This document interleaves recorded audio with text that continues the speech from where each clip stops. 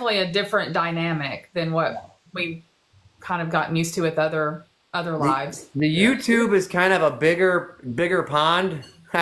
Bringing you back into it, Dredd. But it is really crowded. And the reason we're here isn't that we're like necessarily like giant TikTok fanatics. I haven't touched the app until the third week of May of this year. So I'd never messed with TikTok, but it's what we realize is an opportunity.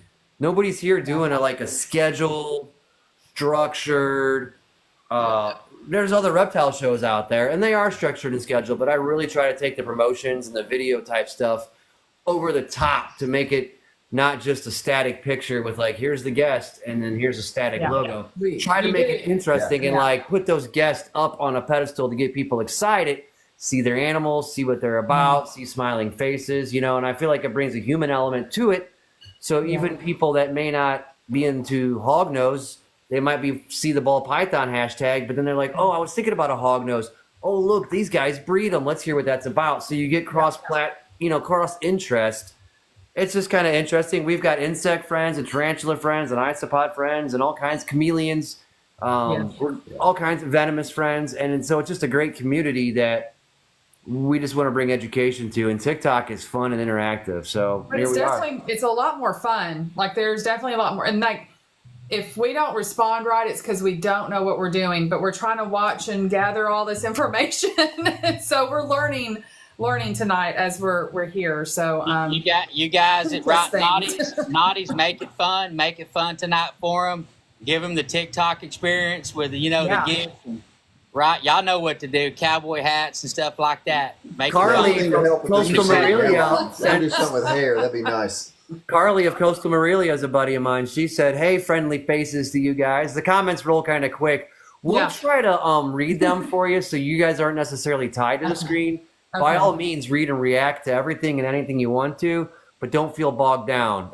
Showing off animals, and obviously we got questions and we'll just navigate however the conversation goes. It's never scripted. We're just crazy and it's fun. We just run with it and let it ride. We let y'all kind of take it where you want to take it. And just have fun, right? You just be you and have fun. Very, very cool. I'm feeling, do you know a guy named Doug? Because he asked about home cooking, and I feel like he might know you. I don't know. I saw that question roll by. Now, my mom's a heck of a baker. If you need cookies or cakes, anything like that, she's got it. Yeah. Now, Alisha can make a pretty good meal, too, if she wants to. Yeah, when I want to. It's not I was just thinking.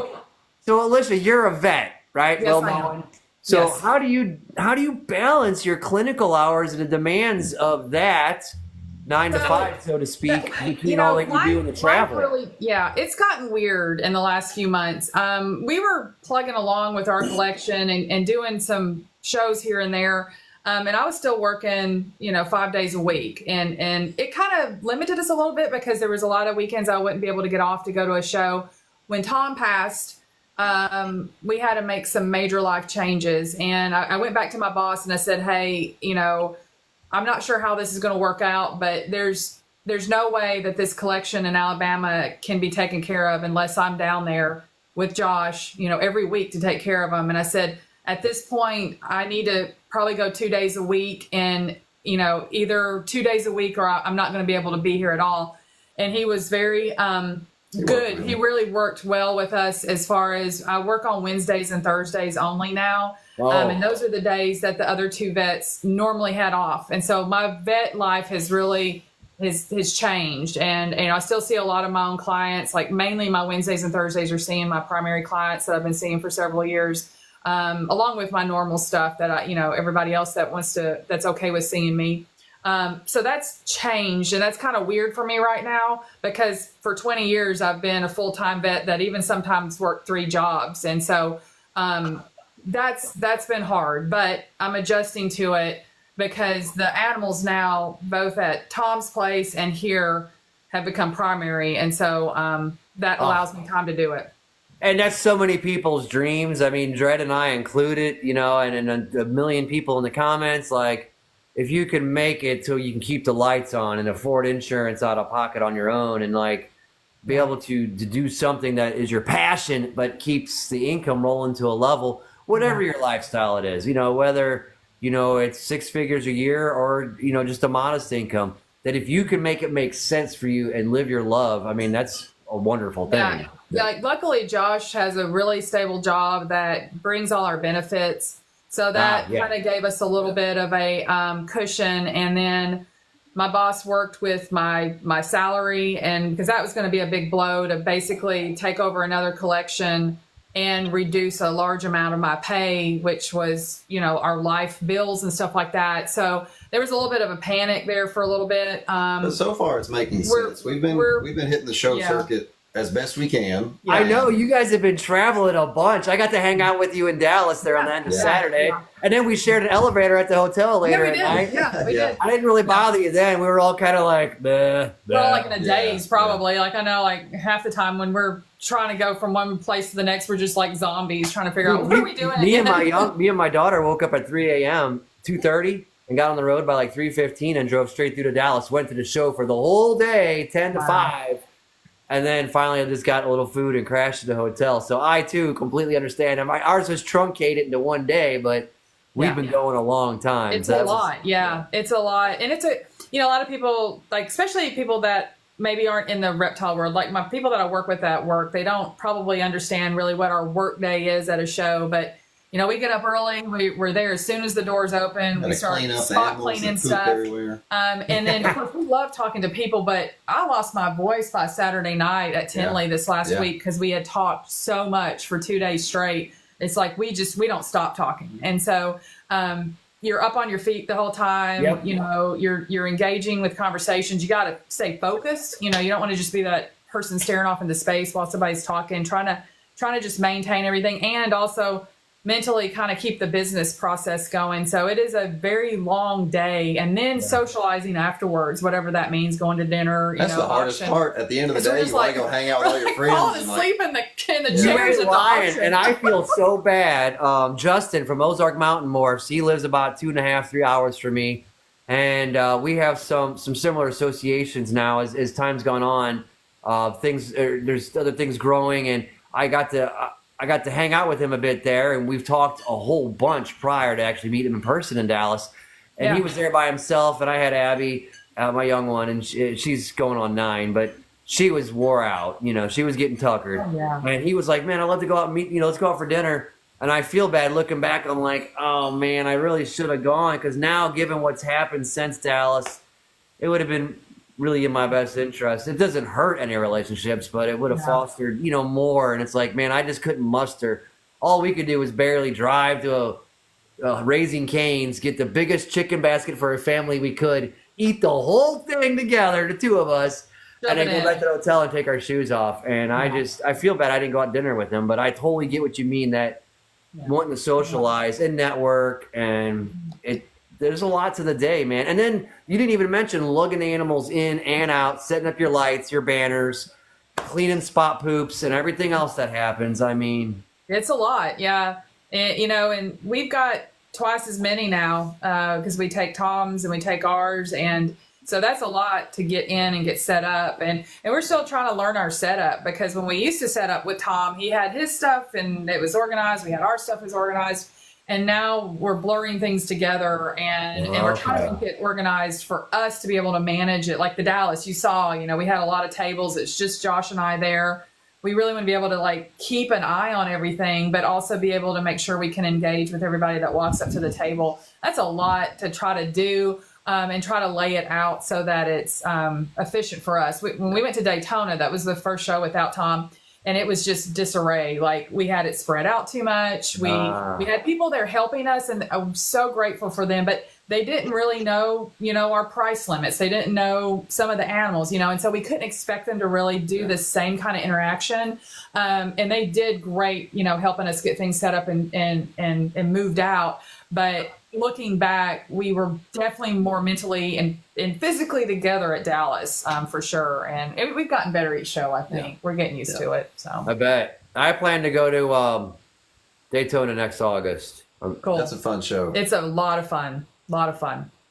Yeah. It's nice and spread out. Like a lot of shows, you get kind of cramped, but that one's got, big wide aisles, 2 huge rooms. Yeah. Of course, you get to go to the beach too, so they got some seafood down Lots there. Lots of fun on the beach and stuff. And our next show we've got a little bit of a break. We're going to Slidell, Louisiana in December, and that's with the Herps show. That one is really cool. It is. You're down there in December. It's still warm. The last time we went with Tom, we were out catching geckos on the side of the building. Just fun stuff like that. But it's a variety of animals. They even have hots there, so you can kind of go up and look at vipers, in their little container and stuff like that. But definitely a lot more colubrids. Yep.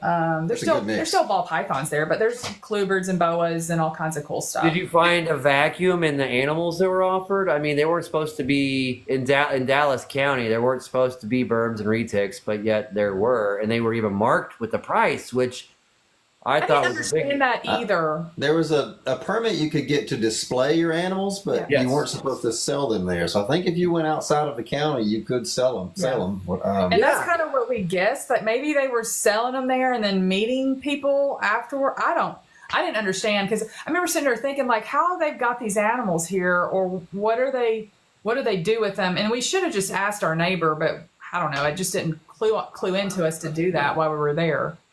I think people are still lamenting Arlington's demise. Everyone talks so finely of that, and it definitely had. It was more open. They had all kinds. I guess it'd been there going on longer. It was a good facility. They'd gotten kind of used to the area, and then because there wasn't those restrictions in Arlington, it just allowed for more vendors to be there. And so when the change happened, it put kind of like a negative taste in a lot of people's mouths. And we've talked to friends that really can't even go now because they don't have the right species, and they're like, we may not go back even when they do get it approved because of what happened. It's like, well, okay, I get it, Yeah, that's too bad. Yeah. I guess I don't know why was there some kind of lease up with Arlington. They changed venues because the building was going to do something else. What happened is the actual ownership of the building decided to change it to a museum. So they sold out, or whatever they call it, and now that building's like a museum. So it was not going to be like a convention building anymore, and so they completely lost ability to even use it. Yeah. So you're talking about blending collections, everybody just speaks so fondly of Dr. Tom, and you and I got to catch some of your podcasts, so it may not be fair. I don't want to jump the gun and leave people out of what I already know about some of the stuff you said on clover reptiles. I watched that podcast. I was asking you guys a bunch of questions because I was right in the thick of researching. I was asking you all the Husbandry Pro questions. Yes. Just because I was legitimately asking. I wasn't trying to lob softballs. I was really trying to understand. Yeah, I just had to say those 2 little phrases, multi-species, and you were like, yeah. What else would you do but Husbandry Pro? Yeah, and I got to input, as much. I did Latin nomenclature and everything, and for the rainbow boas and the green tree python, and because I only work with the 3 species. At some point, there's a 4th I want. They're really expensive, but I'm not going to expand. We always want those. I'm going to stay on 3 species, and so I didn't know clutch was prohibitive until I saw your show. So talk about how Husbandry Pros helped you guys with blending with Tom's collection and yours. Was his primarily ball pythons, your more colubrids, or the other way around? It was, we're both pretty blended. Yeah. We had probably a little bit more hognose this year, and we have a little bit less ball pythons, and then he has a lot of ball pythons. And then he still had quite a few hognose, and then we both have corns too. So he had a little bit of corns, and we had the same species between the collections. Yeah, and we have some corns also. But what happened is, I guess it was back in January, he had started Husbandry Pro like a year and a half ago. He had a huge collection. He was tired of logging stuff in. He was still old school, writing on the little cards and stuff, which was fun. 3x5 cards everywhere. Everywhere, stuck on stuff and everything. They work. Yeah, it worked for him for decades. So good. Why not? But exactly. And so back in January, he had talked about how he liked our little the way we print out stuff for our show labels. It has a QR code. People can scan it, look at the parents, has all the info on it. And of course we could take, okay, all these are going to the show, click, and like it would just print off all of our show labels. And he was still like typing them in on those little, like a dyno. like an old school, whatever, the Brothers or something like that you just type it in. So anyway, back in January, we went to visit, and I kind of went through some stuff. I said, hey, if you do it like this, you're going to convert all these babies, then you'll be good to go. And so he started working on it, and he started logging all of his animals in. And by a miracle, he had pretty much 95% of his collection into Husbandry Pro when he passed away. Okay. And I contacted Husbandry Pro, and we've been with them for 3 years, and we're friends with. Really? That's a long time, because it hasn't been around really much longer than that, has it? I think we were, near the beginning of when they started, and we're partners with Husbandry Pro too, which just means we're there to promote, and we can get kickbacks here and there. It's very small. It's not like we're winning the lottery or anything like that, but we're mainly just promoters because we believe in it. We were promoting it anyway, and they came up and said, hey, y'all are already promoting our stuff. Would y'all mind partnering in? Yeah, sure. We're still going to promote it. I keep waiting for that ship to come in, but I just keep blabbing my mouth, and no one's knocking yet. But someday, baby, someday. Someday somebody's going to get you. But when we contacted them, we told them what happened. I said, I just need access into the system to see what he does and doesn't have in there. And they were like, they easily just converted everything. So we still have his Husbandry Pro and our Husbandry Pro. His animals there, our animals here. And so that way, when we are at shows, we can literally, we have to keep the business kind of separated right now. It's the only way we can make financial sense of it until we can get through. We really don't know what we're getting through right now. We're still trying to figure it out. It's a lot for us to kind of mentally figure out. But it saved our butts, because all the things in the incubator, he had them logged on there. I knew who the parents were. I knew who he paired with who. There was only a few cages that didn't make any sense because they had purple tape hanging on the side. Yeah. And we just kept staring at these tubs like, what's this doing? What's it for? And finally, Alisha looked at him. She said, I would sell every one of these. And we got to thinking, that's why he marked purple tape. Those were the go. That's where the for sale animals. Yeah. I had to write it down and look at it. And I was like, I'd sell each one of these. I mean, that's the only thing I can come up with. And I think you cracked the code. You cracked the code. Yeah, which direction he did not want to go. So it's like, okay, we don't need to be working that project. We already knew some of his other projects that he was very specific about. And then I could look through his breeding plan on Husbandry Pro and see some of the pairings he had planned that hadn't happened yet. I'm like, okay, I think we've got a good hold on this. Now the hog nose wasn't that big a deal because Tom and I collabed on hogs all the time. We were always talking about hog nose stuff. So we already knew very easily what that plan was, but the ball pythons, his level was way ahead of us, and so I've been telling people, I was like, we're still learning a lot of the morphs, of course, that never ends in ball pythons. I mean, he was still teaching me OD and Y, yellow belly. I'm like, let me at least see if I can ID this stuff first. And then now he has thrown all kinds of crazy stuff into these Wookiee and Cypress together this year. And luckily Justin with Canova came over and helped us at Tinley. I said, I need some help. I said, some of this stuff red stripe into puzzle. I'm like, you what? I can barely see red stripe as it is. And so he came over, and luckily I think we did pretty good overall, but he explained it too. He didn't just say, hey, this is that or that stuff. He explained what he was seeing. Okay. And so that was a huge help. That is rad.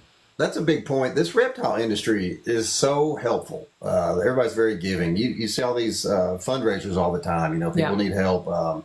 And just even at the shows, people walk around. You can ask anybody a question. They're willing to help. I shouldn't say anybody. There's always a couple. There's a few, but that's just life. It's people. By far and away, most people at the shows are just ready to help. Mm-hmm.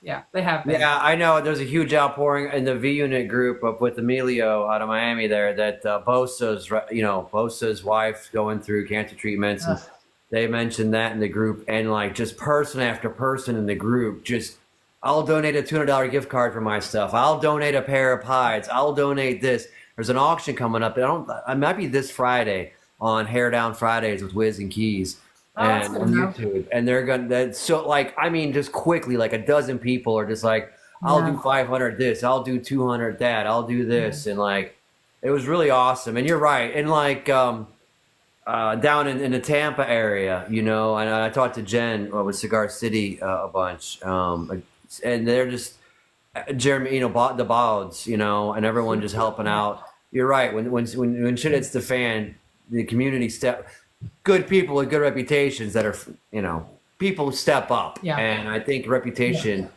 goes almost further than how bang pow amazing your animals are. No one expects you to be Justin or Ozzy or Billy. No one's expecting that. They expect you to be a decent human being, treat your animals right. And you know, MJ said something I heard a while back, and he's like, with social media and everything now, he goes, you have to be as much of a people person as you are a reptile person now. It's the days are gone. You're just a reptile person, and you can just be grouchy at your table at a show and still sell animals. He goes, that's gone. He's like, you have to be a people person. Yeah. And I find it funny. I've talked to a few people that, like, through online, not in person, that were like, you know, we're not sure if we're going to do shows because we don't really want to talk to people. I'm like, oh my, you're in trouble because that's got to be like a huge passion, is to help people and engage with people, have relationships with them. I mean, it's like texting. It's just with your mouth. It's the same thing. Exactly. I'm texting. Just talk. Yeah. Well, while we're on ball pythons, before we switch gears, you got any ball pythons handy? You could show us any of your favorites or up and coming projects you're growing out that are on the verge of maybe coming in the season for you. Before we switch over to hoggies and corns and talk about. We're talking about puzzle. Oh, and then let's see. That's on my hit list. Puzzle, Cypress. Yeah. What else was I talking about, Dred? Oh, Scrambler. Get them eggs going. God, I love that Scrambler. I was on Morph Market this morning looking at Scrambler, trying to find some. I love it. So nothing fancy. I don't have the red stripe, like he's up in the top, but just a good old fashioned puzzle with pastel in it, which I think pastel looks good in a puzzle. But I just think the pattern is just wicked. I love it. I love it. The puzzle cleans up the graveliness out of the sides, even though pastel's in there.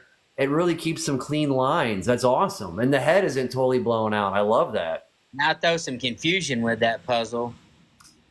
Y'all are gonna like this one. I like it. Well, this is some people. It's funny how people ask me stuff. That is not a sunset. That is a pastel monsoon. I was going to say monsoon, yeah. Yeah. A lot of people are asking me, they're like, you sure that's not a sunset? Like, I'm pretty sure it's not a sunset. But it is kind of funny that you've got that same orange look. But, you know, I think a true monsoon is the best. But he went to a new home this weekend. Yeah. But he had the best patterning to him. Was Tinley good for you guys? Did you guys, do good up there? Did you guys have a lot of traffic at your table, move a lot of animals in Tinley? I think it was a slower year in general, but I think we got to have like a deeper dive with all the people that stopped. Like we could really talk 10 to 12 minutes instead of having to just cycle people through. So we sold enough to make it worth the trip. That's awesome. Pretty cypress, yellow belly cypress. I love Cypress. Yellow belly, redhead, clown mixed with it. I mean, they're just Cypress is one of them. That's one of the three genes I'm coveting. Scrambler, beautiful, puzzle, and Cypress are ones I wish I had. I don't have a foot in the door yet on those. I'm about done purchasing ball pythons for now, but it's easy to get a bunch of them.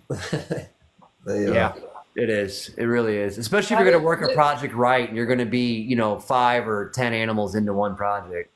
This is a Wookiee Cypress clown, and we don't know of any other ones out there right now. Man. Really, really dark, great contrast. Look at that white belly. It's just whited up big time. Perfect. And that milk chocolate back is so solid and pure. I love that. It is so dark, and it almost has a bronze color in person. It's absolutely beautiful. That's a good combo, Wookiee Cypress. That's for sure. Yeah. That was a good combo right there. I'm not sure what else they'd want to look at. But yeah, very clean, Rich. No doubt. That's clean. Josh, are you feeling better, man? Thanks for making it tonight. I heard you were under the weather. I'm taking it slow. I got dehydrated. Like I was in bad shape. I thought I was going to have to take him to the hospital. Yeah. He was bad off. Of course, this is one of Tom's pet peeve projects. This is a monarch. You can see it's not a baby. This thing's a year old, probably 600, and it's a pastel monarch. But I think what people need to realize, especially when you start looking at some of the genes, and we have nothing against ultra male. It's a beautiful gene. Also, it has its own perks. But when you look at the 3,000 gram animal, it's the same. Like there's still dark chocolate on their ridges there, and these golds actually get more and more golden. So there's just more stuff that needs to be worked into it to see like how powerful the gene can be. Yeah. But it's got its own cleaning gene, but it also has pattern alteration. You can almost see some of that, and with these guys too. Pastel breaks it up a little bit also. But the G stripe on the visuals are pretty much kind of destroyed because of the pattern obliteration that monarch has. So let me show you the humdinger real quick here. Yeah, I love ultra male. My big ultra male Enchi's going to the shed. I'd take him out. I love the Enchi or the monarch. What it does to the portholes on the side and reduces the alien heads. I just like that clean, open appearance. It's to me, it's striking. We were down at the farm with Dad. I guess it was probably 3 or 4 years ago now. We were talking about we might get some ultra male because our budget was down here. Dad had been in this industry for like 40 years, so he was advanced. And we were talking about some ultra male. He says, you need to get into monarch. We're like, well, we just can't really afford monarch. And he reached out and grabbed one out of George, said, now y'all are into monarch. Yeah. So we got our arm twisted into monarch. So this is the debut. I haven't even posted this guy online yet, which is going to go soon. This is a leopard monarch clown. Oh, wow. There you go, guys. First eyes on this thing. Look at that. And he's got this chocolatey color on his back, and he is an actual goldish orange in person with some green tints in him. So he's a very important snake, a very powerful snake that Tom has been waiting for a very long time. So I wish he was here to see it, but we're just stoked that it made it here. So he's definitely not leaving. We've had several people that ask. snake is gorgeous. Yeah. Yeah, that is a stunner. Wow. And what a great memento. What a great memory to have for the next 20 years. Yeah. That's wonderful. Yeah, we've already got all his girlfriends planned out for the next 5 years. Oh, yeah. As soon as we got him out, I was like, you guys, I was feeding a lot of the girls. I said, your boyfriend's here. So this is one that you guys hatched from his pairings? Is that right? Yeah, he just hatched 2 weeks ago. Just had his first meal the other day. Well, he's sturdy looking then. Wow. Yeah. That whole clutch ate first offering. Those monarchs. They'll take your arm off. Yeah, you can't stop them from eating. They're monsters. They're not bad. I mean, they're easy to handle, obviously, but they're power eaters. We'll feed them the same as everybody else, and they'll pack on about 200 to 300 to 400 more grams than anybody else. Yeah, really efficient at it. They're big. They're big snakes too. Huh. I wonder how that gene plays into the physical aspects of it. That's wild. I've heard probably regional. Yeah, they were talking the other night on something about a certain region. A little region. closer to Volta. Yeah, exactly. Yep. It's not quite that big, but we wonder if there's something in there because some of the males are 2,800 grams. They're not fat either. They're just big snakes. They have to live in a 70. And a lot of the girls are, 320 to 3,200 to 3,600. Yeah, I mean, they're big snakes. And I made closer to Volta as in literally physically the mountain of Volta on the ground in Africa where maybe there was some just happen chance crossbreeding in the past and those genes, like you said, geographically, and that made a light bulb kind of go off. Maybe they've bred in the past and they're still carrying those genes that make them a larger animal. I don't know. But it makes me wonder too, because we've talked to a few other people with monarch and they talk about how large they are. And I said it'd be different if Tom only bred monarch or if we only had monarch and we didn't have animals growing up at the same time on the same feed, the same feeding regimen, and they're almost twice as big by a year of age. And it's like there's got to be something like that regional crossover there. So it's kind of cool. That's a neat measuring stick to have. Not many people, I don't think, are privy to that. To be able to grow them up side by side about the same time and kind of compare apples to apples that way. That's cool. Yeah, it's pretty cool. We have warned people as they've gotten some monarch stuff. We're like, you do have 70 series, right? And they're like, yeah. I said, your boys will have to go in that also. And they're like, okay. It's like they're just that big. Wow. Yeah, people love a large. I mean, if that thing's 5 foot for a boy or whatever, I mean, people would love that. I mean, Oh yeah. everybody wants to shrink retics and get ball pythons bigger. So there's a happy median in 5 or 6 foot. Yeah. Yeah. Go figure. That's why I'm team Brazilian rainbow boa. I'm right in that sweet spot, right Oh, there. yeah. In the middle. Those are nice. Yeah. Your dad had some of those at Yeah.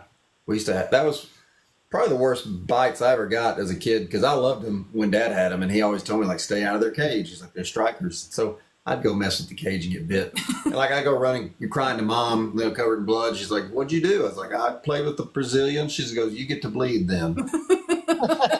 She's a tough love. She knew he wasn't supposed to be in there. That's funny. Dude, mine are so sweet. My big girl's like close to 5 foot, 1,200 grams.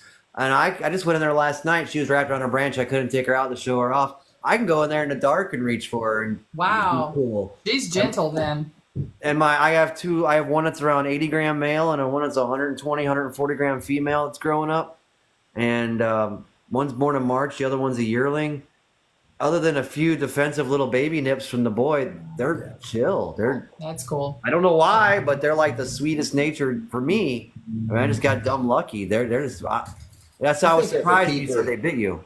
I think as a keeper over time, you learn their body language and you learn when they're defensive pose or striking pose. And when I was a kid, 10 years old, probably my hands were pink and juicy. They probably thought it was a meal. You're probably there Probably twitching grabbing around. out for their Yeah. head. Ooh, rat crawlers. Yeah. They're perfect size. Marines has got a rainbow boa. He says his is a hell spawn. Man, that's wild. Huh? Is that how y'all used to sex them? You stick the glove? Was that them? That's a green tree python. Green tree python. There's a whole nother story about green tree pythons. His dad used to put them in the container, and he'd make him put the glove on and stick his hand down in there. A welding glove. A welding glove, and then he'd pull it up, and all these babies were hanging off, and his dad would sex them and then put them in a tub as they're hanging off the welding glove. Well, But hey, he was Somebody's doing got the to train the police dog. You've seen those guys. Yeah. Yep. Exactly. Like, jeez. But I guess as long as they weren't going all the way through, it wasn't too Yeah, bad. they were. Yeah. It's pretty awesome. So as a vet, did you ever work with snakes or no? Yeah, I did. Actually, when I came out of veterinary school, I worked with Tom for a year, and we saw a few exotics in the area. But then when I ended up getting a full-time job in Knoxville area, I worked with a veterinarian that did exotic work for about 3 years. And so we actually saw all kinds of reptiles, birds, some cats, wild cat type, different kind of cats. But then I went into mobile work. And when I did that, I basically kind of got out of the reptile stuff and kind of became just a dog cat vet for a while. Yeah, it's mostly like spay neuter clinics for underserved areas. Preventative medicine and that kind of stuff. You spayed and neutered like what, 50,000? Well, it wasn't that many, but 30,000? 35,000 or something like that. She's so humble. But then It was a boatload. it's a lot. But then I ended up having a brain tumor, and it kind of stopped me in my tracks. And so after surgery, they weren't really sure what was going to happen. And so I ended up having to leave them mobile because there's a lot of driving. And luckily, I had already worked part-time for the guy that I work for now. I had kind of helped them do some contract work. And I said, hey, I'm actually needing a job. And they're like, hey, our third vet is having to move out of the state. Why don't you come on in here? So 6 weeks after brain surgery, I started there full time. I've been there for, I guess, 11 years now. Wow. And he doesn't really care for snakes. And so, I still think you just ought to bring them in there. well, I've snuck snakes in there. He just doesn't know about it. But He's I listening think, in the comments right now. oh God, He- there ain't no, he he doesn't didn't know know what what TikTok is. Yeah. He barely knows how to work his phone. But I became so far removed from it. Like, I knew how to take care of the corns. I knew how to take care of the hogs. Now I know how to take care of the balls. But like, if you come up and ask me about some of these species, as a breeder, you probably obviously would know more about the species, but I could kind of decipher through some of the medicine, but I'd have to go do some research a little bit, which probably most of us need to do that anyway. But I don't do that on a daily practice. I do consult people kind of in private off and on, especially friends. And I've helped some friends with some, more complicated type things, but I always relate on Tom. Like if something weird was happening, I was like, hey, I'll just call Tom, and we'd go through stuff together. And he'd seen it all. People would drive from all over the Middle Tennessee to come see him because he was confident working with whatever species. He'd worked with stuff for 40 years. There was not like a question, and he'd seen progression of medicine and that with reptiles, and I'm becoming more and more comfortable with it, but I definitely don't call myself a reptile vet because that's not what I've done for the last 20 years. I've been pretty much, you ask me just about anything about a dog and cat and I've got you covered. But once you kind of like tunnel into that, it's hard to kind of weave back into stuff because it's almost like I need to go back and have training for current medicine again. Yeah. So. You won't believe when I started in the reptiles in the mid 90s, I was all of like 16, 17 at the biggest reptile shop in St. Louis. And everything was pretty much imports back then. Yeah. And there was one other guy there he was like the manager. And then there was the owner who just kind of came around a little bit. So it was like me and basically one other employee with this big ass store. And we would give, IM injections, sub-Q, ones that weren't eaten, we'd give them B12 shots and, we'd treat, mouth rot and stuff. We'd give Flagyl orally with a little spoon and make them eat it. Of course, probing. And it was, remove eye caps. And it was the Wild West back then. And I was like 16, 17. All I knew was the guy that was older than me, was in his 30s, that had done it for years. And we just went for it. Never killed any animals, thank God. But if that's weight based. This animal weighs this. You grab a calculator, and it's this many mils, draw it up, and it's not hard. And in fact, I became a paramedic for a decade. So all kinds of medicine and drugs and babies and adults and everything in between. Yeah. So it's just interesting how much it's changed now. There's a lot more like species specific kind of things. I guess probably the area that I really watch, like, recommending things is, ball pythons, you can kind of do whatever you want to them. I mean, honestly, there's drugs or a lot of the drugs are based on them. They've had everything exposed, they've dipped in everything, all that kind of stuff. But hognose are a whole nother species. Like we don't use permethrins around them at all. Like, we have to be very conscientious of the medications that we use with them. They're just a different level of, and even colubrids in general, you have to be a little bit more careful. And so, I try not to just make it one big blanket because I don't want somebody to hear me say, oh yeah, just go pop them full of Baytril, blah, blah, blah.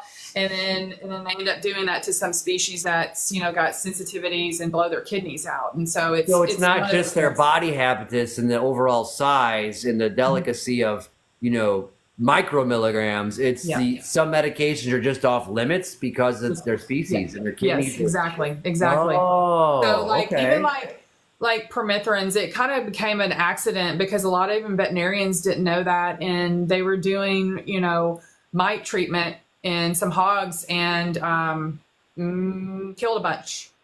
And that kind of was early on with hognose breeders. And so once they figured that out, like there's such a heavy sensitivity. So then they were like, okay, let's back off the dose a little bit.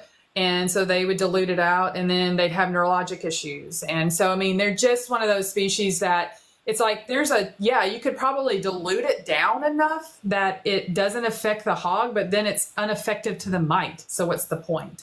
And so, there's things like that a lot of people, when ball python people come to us to get their hognose, to start their hognose journey, I'm like, do not be frontline dipping these things or spraying all your stuff on them. We come back from a show and everybody's dipping and spraying and carrying on. I said, do not do that. I said, unless you want to kill it.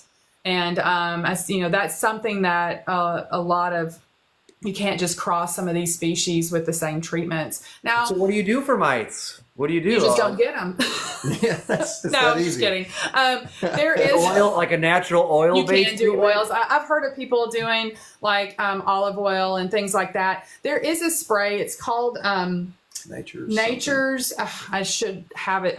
We keep it in our cleaning container that goes to the shows with us. It's in the bucket. But it's a reptiles natural spray. Anyway, it's safe. I've actually seen people spray it directly onto a hognose and it wasn't a problem, and it actually killed the mites. And so that is the one that we keep with us in case we see any kind. See if there's any in that drawer over there. I don't have. I use, like I said, I keep it in the show kit in case we feel like there's been exposure. Then I can spray it around our bins and stuff like that. But I have heard of people using like olive oil and stuff like that too. Yeah, is that effective? Have you seen that have a decent outcome? So we did an experiment with mineral oil on a mite at the clinic one time. And after 6 days, it died. But after 6 days, it hadn't been on a host to eat either. So Starved to I death. don't really think it probably works as well as people think it does. But the funny thing is, there's something different about the scale and the skin of the hog that mites don't seem to be as interested in them. And so I think there's somewhat already got a natural ability to be less appetizing. So keep ball pythons nearby and then treat your ball pythons is what we tell people. So, but you know, it is definitely something you really want to watch, because I have seen a hognose with mites before, but this snake came out of pretty bad conditions. It looked pretty rough. I was with Tom when I got to see it. So I got to see him like talk to the person about it, and it had like, bulb infection and all kind. I mean, it was a hot mess. And so I think it was already immunosuppressed and heavily exposed to a lot of things. But I remember him spraying that spray on it, leaving it in the deli cup, and we saw all these dead mites all over the place. And the snake was fine. Yeah, Marines, we saw the wardens come through at Tinley. Oh, yeah. We were very diligent. Anybody who came through and asked about hognose, we said, where are you from? And if you're from Illinois, we had a set of questions. You're supposed to have a permit in that state to get them. So Yeah. it was you they talked to. Yeah. But luckily the wardens were like at the end of our row. These people had some turtles that were illegal to have there, and they didn't have their permit. So they were really distracted by them. I'm like, oh, they don't care about us hognose people over here. It's like, go down there and deal with those turtle people. Oh shit, man! La migra, run! Almost every human that comes by and you say, hey, do you have your Illinois permit? They're like, oh, I didn't know about a permit. Yeah. These two dudes, they had that like wildlife agency look to them, you know, that kind of gruff, you know, lumberjack look, whatever. And we asked, you know, if you had your state permit, and they're like, no. Like they answered no quickly. Answered it way too quickly. Like everybody else that we asked about and that were Illinois residents that we asked, they were like, what, you need a permit? And we're like, yeah, there's an endangered and threatened species permit that you have to possess these animals and yada, yada, yada. But these two guys, I was like, these are the narcs, you know, these are the guys that are going around and trying to like catch you in the act. But, and then I had one guy that I remember standing there talking to him for a few minutes, and he was like, so what if I just tell you I live in Kansas or something? I'm like, well, I mean, I guess then you'll be lying about it, and then you're going to get us both in trouble, because if you live in Illinois and you don't have your permit, you could get fined for having this hognose illegally. And I said, well, then you're going to get me in trouble. I said, that just doesn't make a lot of sense. So I just like, but it's not a hard permit to get. I think it's free, actually. Yeah, you still do the paperwork. If we paid for it, it just wasn't enough for me to like remember. If anything, that's a headache of traveling and doing these shows. You have to be careful. You got to keep up with what the laws everything. are in each place. Did you guys have to have a permit to bring them into the area, into the state then? Usually, yeah. Yeah. So like even Texas, we have to have a permit for import permit for hognose. Wow. And then we have to, as we come into, there's an area inside the import permit area online that we have to basically say, hey, we've got 70 of them. And then within 24 hours of leaving, we have to report how many we're taking out with us. So we sold 20, so now we have 50. The thing is that also is connected to if you decide you want to go wild catch some in Texas, you get that permit along with another hunting permit, and you actually can wild catch them. But you have to report it again. Like, hey, I'm taking this out as a wild caught. So every place is different as far as legally. Of course, Florida, you have to have an import permit and then possession permit to show like the list of all the animals that you're breeding. Georgia, we can't sell our corn snakes. West Virginia, you can't sell corn snakes. Yeah. What? Mm-hmm. Yeah. In Tennessee, we have to have a propagation permit. So for us to sell or place corn snakes, we have to have that here because they're considered indigenous. So there's a lot of little paperwork things you got to keep up with. I think finding the information is hard. Dred, what's it like out in California? That's different than this region we're talking about. What do you got to deal with out there in Cali? Dude, I'm still trying to find all the information you deal with out here, so I couldn't. Right, we know certain rodents, ASFs you can't have out here. I did read like you can have worms and reticks, but you can't. I don't think you're supposed to ship them in or out of the state, maybe, unless it's. Don't get me to saying, but there's something about that, like you can't bring them in. Maybe you can't bring them in. I'm still trying to figure out all the rules and what's going on out here in California, and it's not like I can just go there and find it. Right, this is what I want. Y'all know how it is. Anything with fish and game. What's usually hidden, and there's the wording's weird. Yeah, every time you try to figure I'm not it out. finding what I really want to find because it's talking about every daggum species in California. So one thing my dad did, since he was a veterinarian, he talked to the TWRA agency leaders quite often. He made a good relationship with them, and so he was very well versed in what he needed to do in Tennessee. And I would encourage anyone in your own state, if you have questions, just call the agency. Yeah. Don't try to find that was my next step. I have too. I have called my Arkansas State Fish and Game, left a message at the office in Little Rock, and then an actual field agent called me up from a cell phone, and we talked for a few minutes about, do I have, and ultimately, to be completely above board, I'm supposed to have an actual person here visit to check off enclosures, and there's a lot of gray area. They didn't legislate the wording very well here. They never do. There's a bunch of stuff that's restricted, but only things prohibited are like berms and retics, ASFs. But then there's a whole bunch of gray areas where they don't list some boas, but they list others. You don't have olive pythons, but you got white lips, and it's like, well, it's restricted for what reason? Like, why? Like, what's the point in this? Yeah, and that's the thing is like they just pick and choose random things that don't make any sense. But the same thing that when we started getting into hognose several years ago, I mean, we called TWRA right out the gate. The captain of it called me back and went through everything. It's like, this is what you need this permit for. If you get Eastern hognose, you have to have a propagation permit, or you have to have an import permit, yada, yada, yada. The corns, you have to have import permits, propagation permits, all that kind of stuff. But they were really open, about what we really had to have and what we didn't. So you would think it wouldn't matter with a corn snake, but that's crazy. It does. Yeah, it does. And like Georgia, you can't even own one. So I can't believe that. That's right. That's hard to swallow.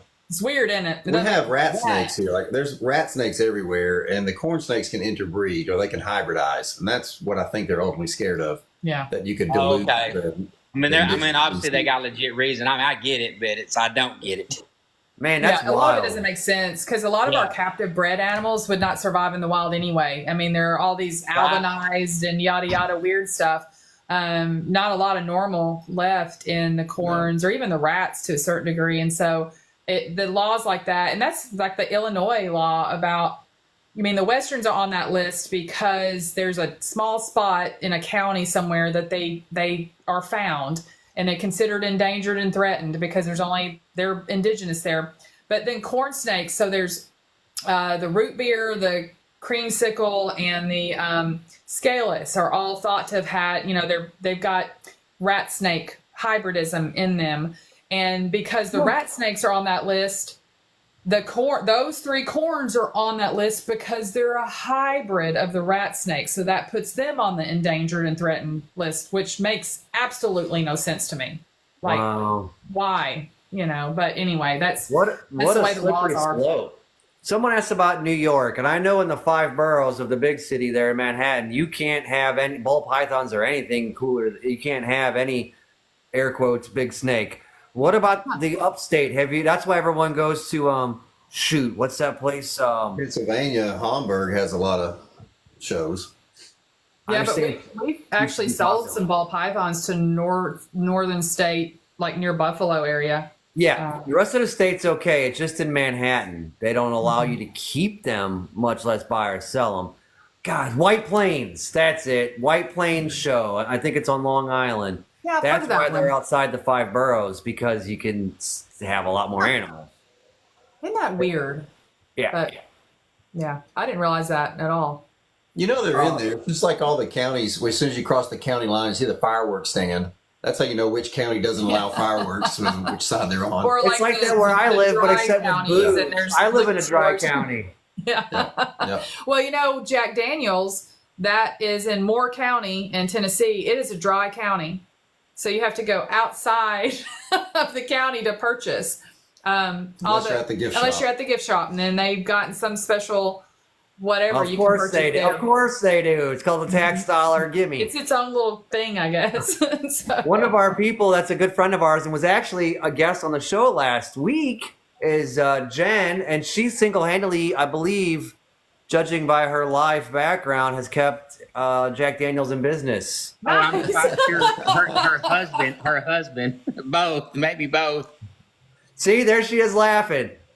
that's awesome. 64 bottles of whiskey on the wall. 64 So bottles. I grew up so close to Jack Daniels. On certain mornings, you could smell the mash coming over the hillside. Like the whole area just smelled like that. So, which is cool, but that's how close I grew up to Jack Daniels. So What's the furthest you've traveled? I mean, I talked to you Friday night, or was it Thursday night, or I guess Thursday night, going into your travels, the 8-hour, 9-hour drive from home to Tinley. yeah. That's a pretty good haul with critters to look after. How far have you traveled out one way before? Dallas was our longest haul. Really? And that's 12 and a half hours just drive time straight. So, I mean, we split it up into like a one big day and then like a short morning to get in. We go usually 2/3 of the way, get a hotel, stay somewhere overnight, then drive the last leg the day of the show. Yeah. Something along those lines. Yeah, because you're just burned out after that many hours on the road. I lived in Clearwater, and I'm from St. Louis, and I would travel to and from often when I lived in Clearwater for 5 years, and that's an 18 to 21 hour drive, and I've done it straight through before with me and the driver. And when then you're just done like, with that, you know, like, I don't know. I you're probably messed could have up. done it 15 years ago, but I just can't. I can't pull that stuff anymore. I guess getting old, it happens. So it's it's we were talking about bad. that at work today. Like we used to get drink something, go out and party, sleep for 2 to 3 hours, and get up the next morning and keep going. I'm like, I can barely drink a sun drop and then take a 7-hour nap and act right the next day. It's like those days are done. Yeah. So show us some hoggies. Now I'm I will admit, pretty unknowledgeable about them. What about you, Dredd? You know a lot about hogs? I don't know anything, right?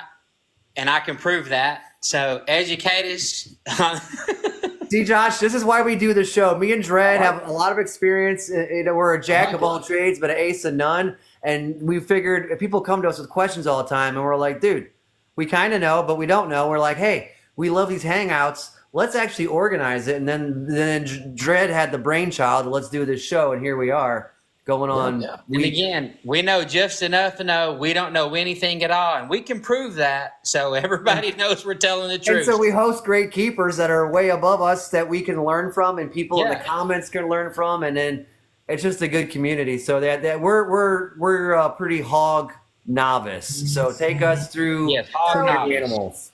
So I'm going to grab probably a couple of, trying to think who I should grab.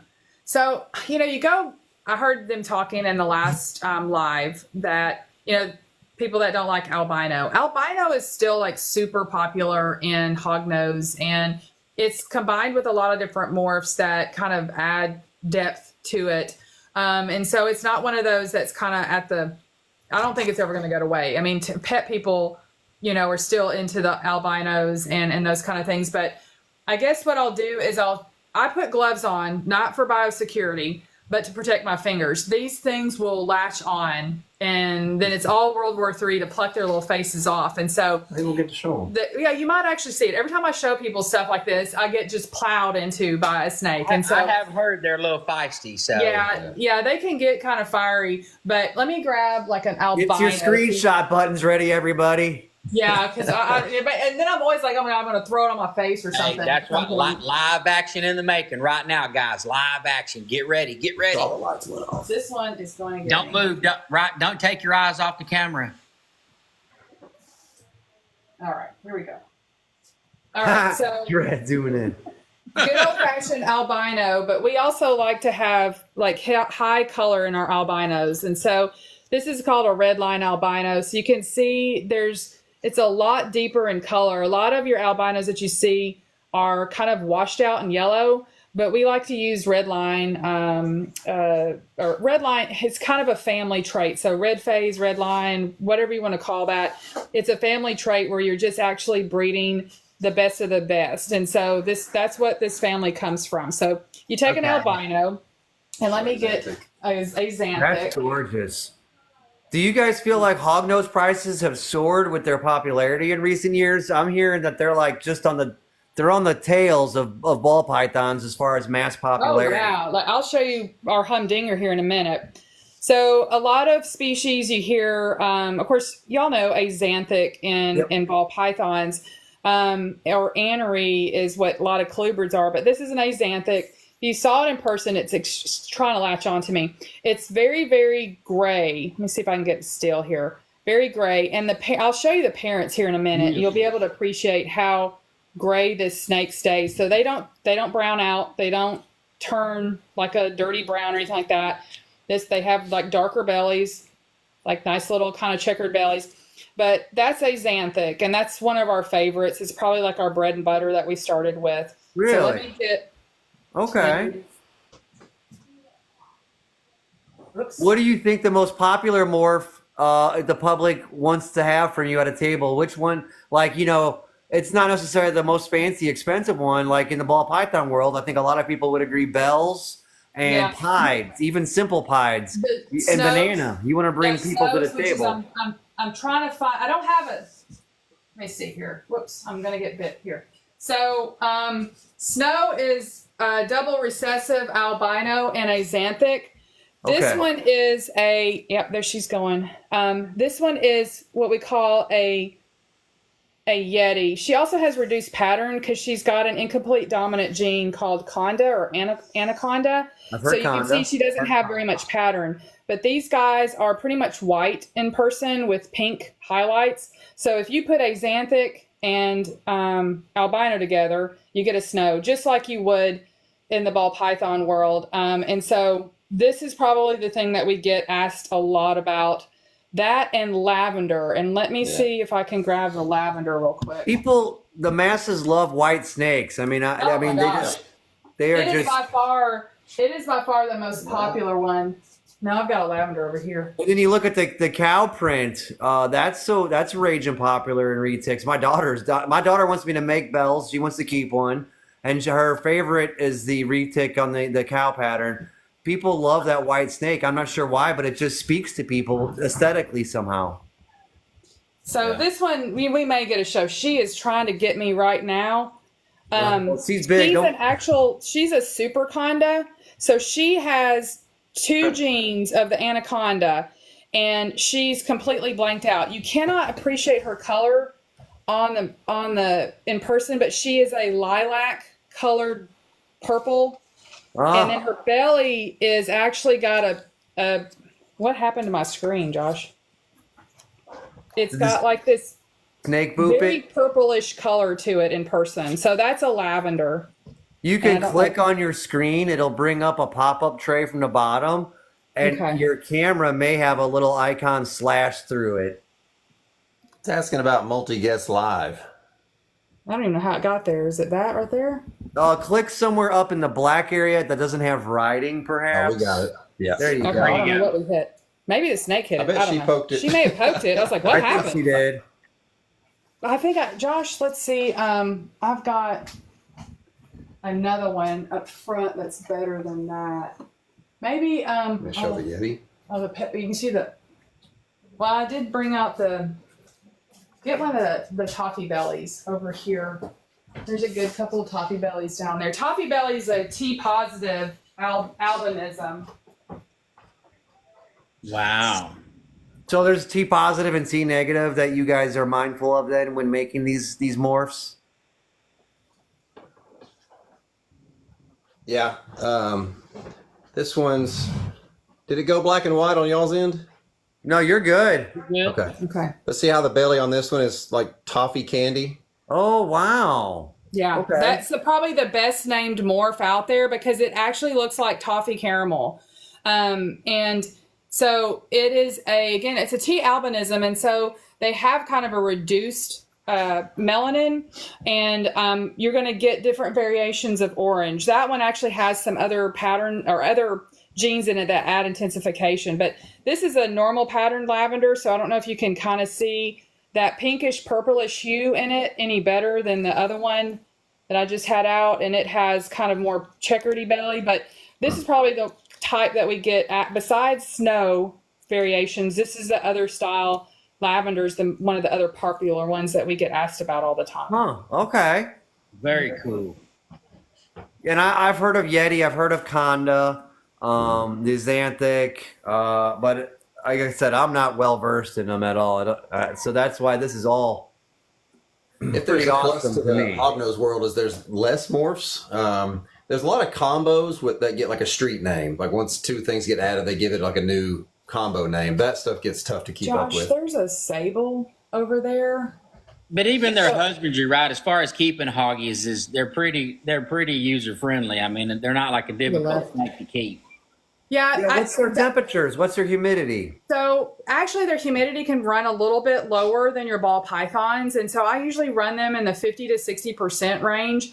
And then their temp's a little bit lower too. A lot of people like to run them hot, but I don't typically run them as hot as some people do. People think about them being like in the desert, but they live all the way up into southern Canada. So that's a huge range. Oh, yeah. Here's a sable. So do you see, I mean, here we are at a brown snake. I know that doesn't seem exciting, but that's a sable. So they're very, very dark brown. This one's kind of what I call a moderate brown because there's some other genes in there. But if you take sable and you add it to a xanthic, then you get this. This is called a storm cloud. Oh, and so yeah. this snake is wicked. I mean, it's got a lot of dark coloration in it, dark steel color to it. It's kind of got a blue tint in the background. This one's got some extra, pizzazz to it. We don't really know what all's going on with this gene on this particular animal. He's got kind of a darker belly too. But when you get the double recessive of a xanthic and sable, you get this crazy bluish steel gray snake. So pretty cool. Yeah, I love that. That is my nice. favorite. That's my favorite one so far right this there. This is one of our favorite snakes. That's my favorite I've seen one so those far with right some there. more purple in them too. I don't know what would do that, but I've seen that, and I was told it was very high end. And somebody was like, "I shouldn't have spent money on this. I'm in the red for the weekend, but I'm doing it." Well, I mean, there aren't many species out there where you get a purple animal, and some of these guys can get a kind of a lavendery, light purple. It's not like Barney purple, but it's definitely a hint of purple. Right. Yeah, aside from marine creatures and like orchids and flowers and irises, you don't get a lot of purples in nature per se. So the other gene that we've been working with, and Tom is working with also, that we kind of got in together on at the same time, is something called Swiss chocolate. So I guess about 3.5 years ago, a guy over in Switzerland discovered that there was another dark gene, and he bred it to a sable because a lot of people said, "Oh, it's a sable." I'm gonna go get that massive one up front. Okay. And it's different when you see them in person. The head pattern is different. The color saturation is different.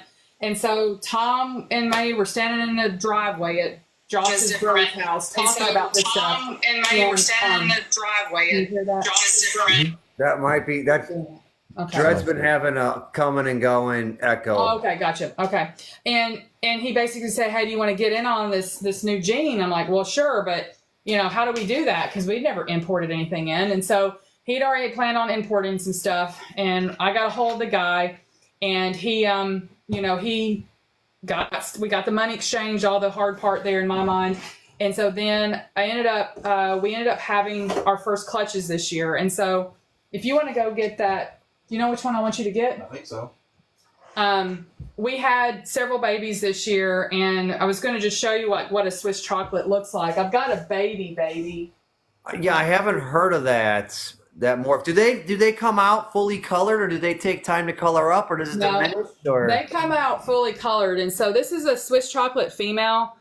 And do you see how her head is almost solid in color? Like the other snakes you looked at had more head pattern, but this has actually gotten masked out. Really, really dark head, much, much darker on the body. And so then when you start combining that with your other genes, you get even more deep color saturation of those genes that you combine it to. So we actually hit the Toffee Belly Swiss chocolate anaconda this year, which is far as we know is the first in North America that was produced in North America. I say it's not probably the first in North America, but this also, she's going to bite. Oh, crud. This is actually an older one, but I don't know if y'all can appreciate how dark this snake is. I mean, she is just rich in color. But I'm going to go, she tried to bite Josh is what happened. I hear him pick her up and I'm going to get out she's going to get us. So, some of these guys, and they're not bad snakes. Like, people are always like, oh, they're aggressive or whatever. They're not aggressive. They're just always hungry. I just fed them yesterday. They're just like that. I will feed those gravid females the day they're laying. They'll eat. As they're laying eggs, they'll just eat. When I have to clean tubs on a lot of those big girls, I will actually have food in their mouth so they're not eating me while I'm cleaning their tubs, because otherwise they just latch onto me. And so here. We get a lot of people getting their first hog nose that ask us, which ones are nice, which ones are sweet. And it's like just about any juvenile reptile is hungry. Like they want to grow as fast as possible. So it's got a mouth and it could bite. Yeah. And this is the Toffee Belly Anaconda Swiss chocolate. She's the wiggliest snake we've ever made. But she's like a burnt orange in person. Really, really cool snake. Now, when you start getting into this, then some of those ball python prices of animals, you're in that price range with these guys. So there are hognose that your normals are still selling for $200, which is better than the ball python, and so that's kind of how I see the pricing with them. Now, things like your snows. So say you compare your snow, I don't know, even to snowball pythons, a snow $400 to $600 for a snow. So, I mean, they still have a lot of value.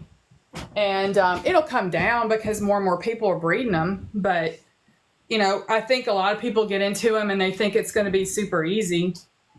And they're not as easy as ball pythons, but they're not hard either. There's just a lot of little intricate things you got to know. Like the female can eat the male during breeding. I've seen that a bunch. Yeah, that's not fun. We've had females eat entire clutches. They lay them and turn around and just start, snacking on their eggs. In general, they don't live as long as ball python. Balls are going to live up to 20 years. 20, and produce maybe that whole time. But, if you get a hognose that will produce for you for 6-7 years solid, you're doing pretty good. Now, we've got a female that's coming up on 9. She still did good this year, but I could tell her egg production was down and her eggs were smaller. And so the babies were smaller. So I'm like, do I breed her next year? What do I do? Yeah. It's kind of like, she did fine. She recovered fine. The babies are fine. But you start wondering at some point, are you putting them at risk for something? And so I don't know, I haven't made that decision yet with her because she's got daughters that are of age this year that we held back that could replace her. You have to hold back more with hognose. Yeah, let me get the big girl. You do. I think it's this. Yes.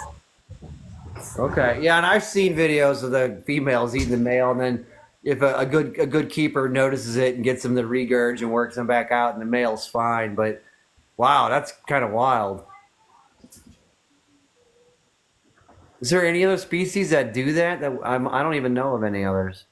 I think praying mantis. Praying mantis. But there's some kings that I think they don't necessarily eat each other, but they can hurt each other.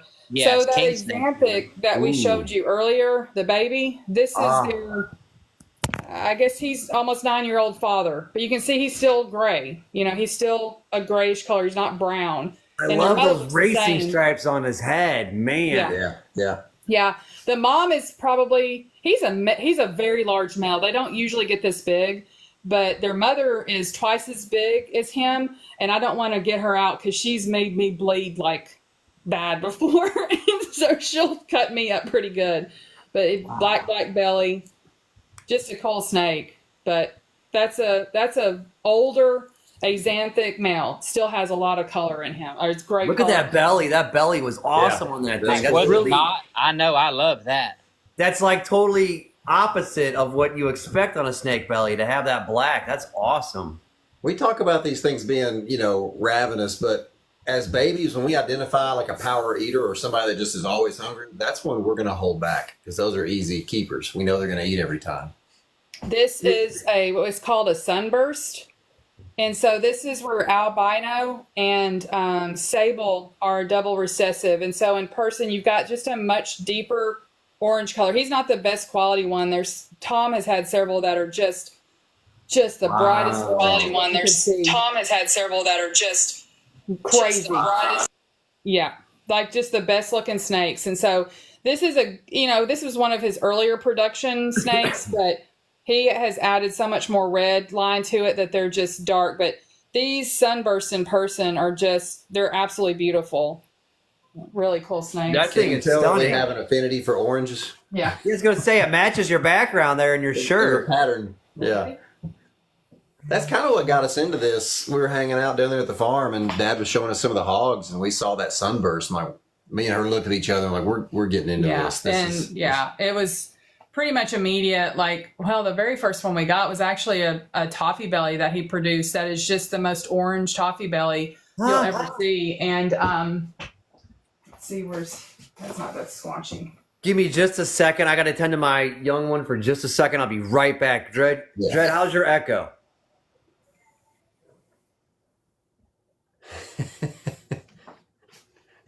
Not much. So this is a toffee belly Honda. It wasn't me, so. This is a toffee belly Honda. It wasn't me, so. This is a toffee belly Honda. It wasn't me, so. It's not him, because he's on our way. We've been having that issue. We've been trying to figure it out. We've spent some other time just on lives.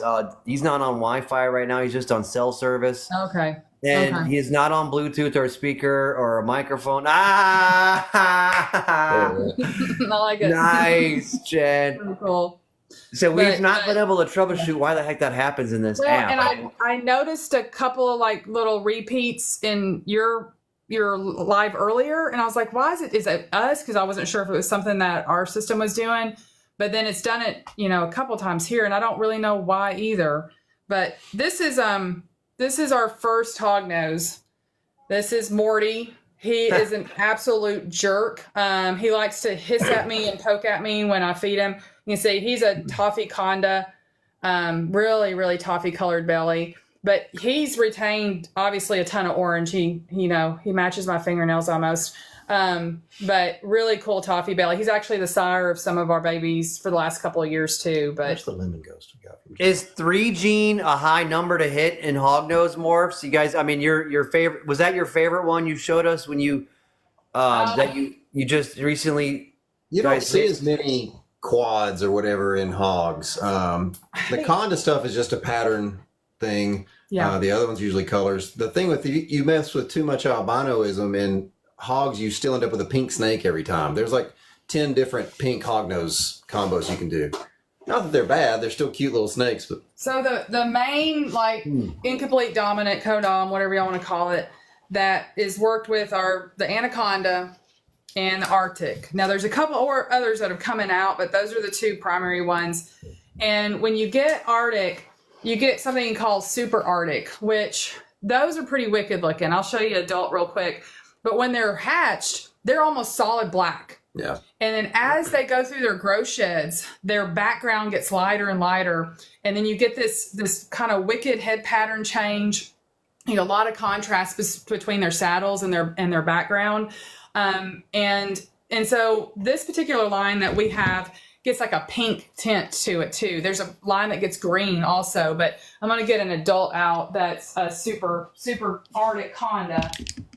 I can find Hey, how do it. you guys feel about breaking records? Because you broke a record for viewers watching, man. We've been over 100. We're at 99, 100 to 180. Wow, that's cool. We were up around So- 80, 85 in the past for total viewers. So you guys are bringing the house down.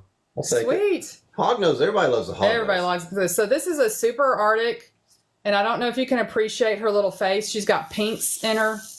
She's hissing. Do you hear her? Yeah.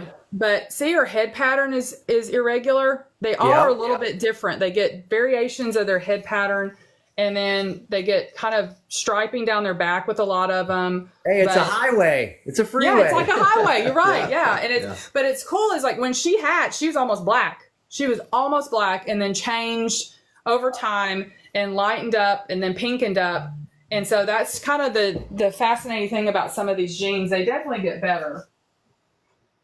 Our next show is going to be Krista. While we got everyone here in the watching with us tonight. So we're going to have her on from Trap Talk. She's a leopard gecko breeder. She's done some pretty high-end stuff. She's doing some really cool stuff in ball pythons. And, of course, she hosts Trap Talk on Sunday nights for girls who love reptiles. She's going to be on next Wednesday. So while everyone's here checking it out, be sure to catch us next Wednesday at 7 as well. We'll keep this party rolling. Somebody was asking about lemon ghost stuff. We do have some. I hope y'all can appreciate him. And he is a beautiful, like almost neon-y yellow in person. Really, really pretty snake. And his belly is just funky. Just wicked. Really, That is the most yellow hognose Yeah. I've seen. Yeah, he's from JMG, who is the originator of Lemon Ghost.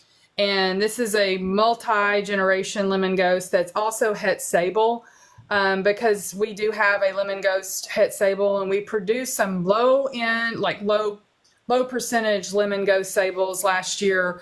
But when you see a lemon ghost plus a sable, they almost become like a hunter green. It's just, they're weird. It's like you don't see that color on things. And so this is probably one of our other favorite snakes. And his name is Jeff, after Jeff Galway.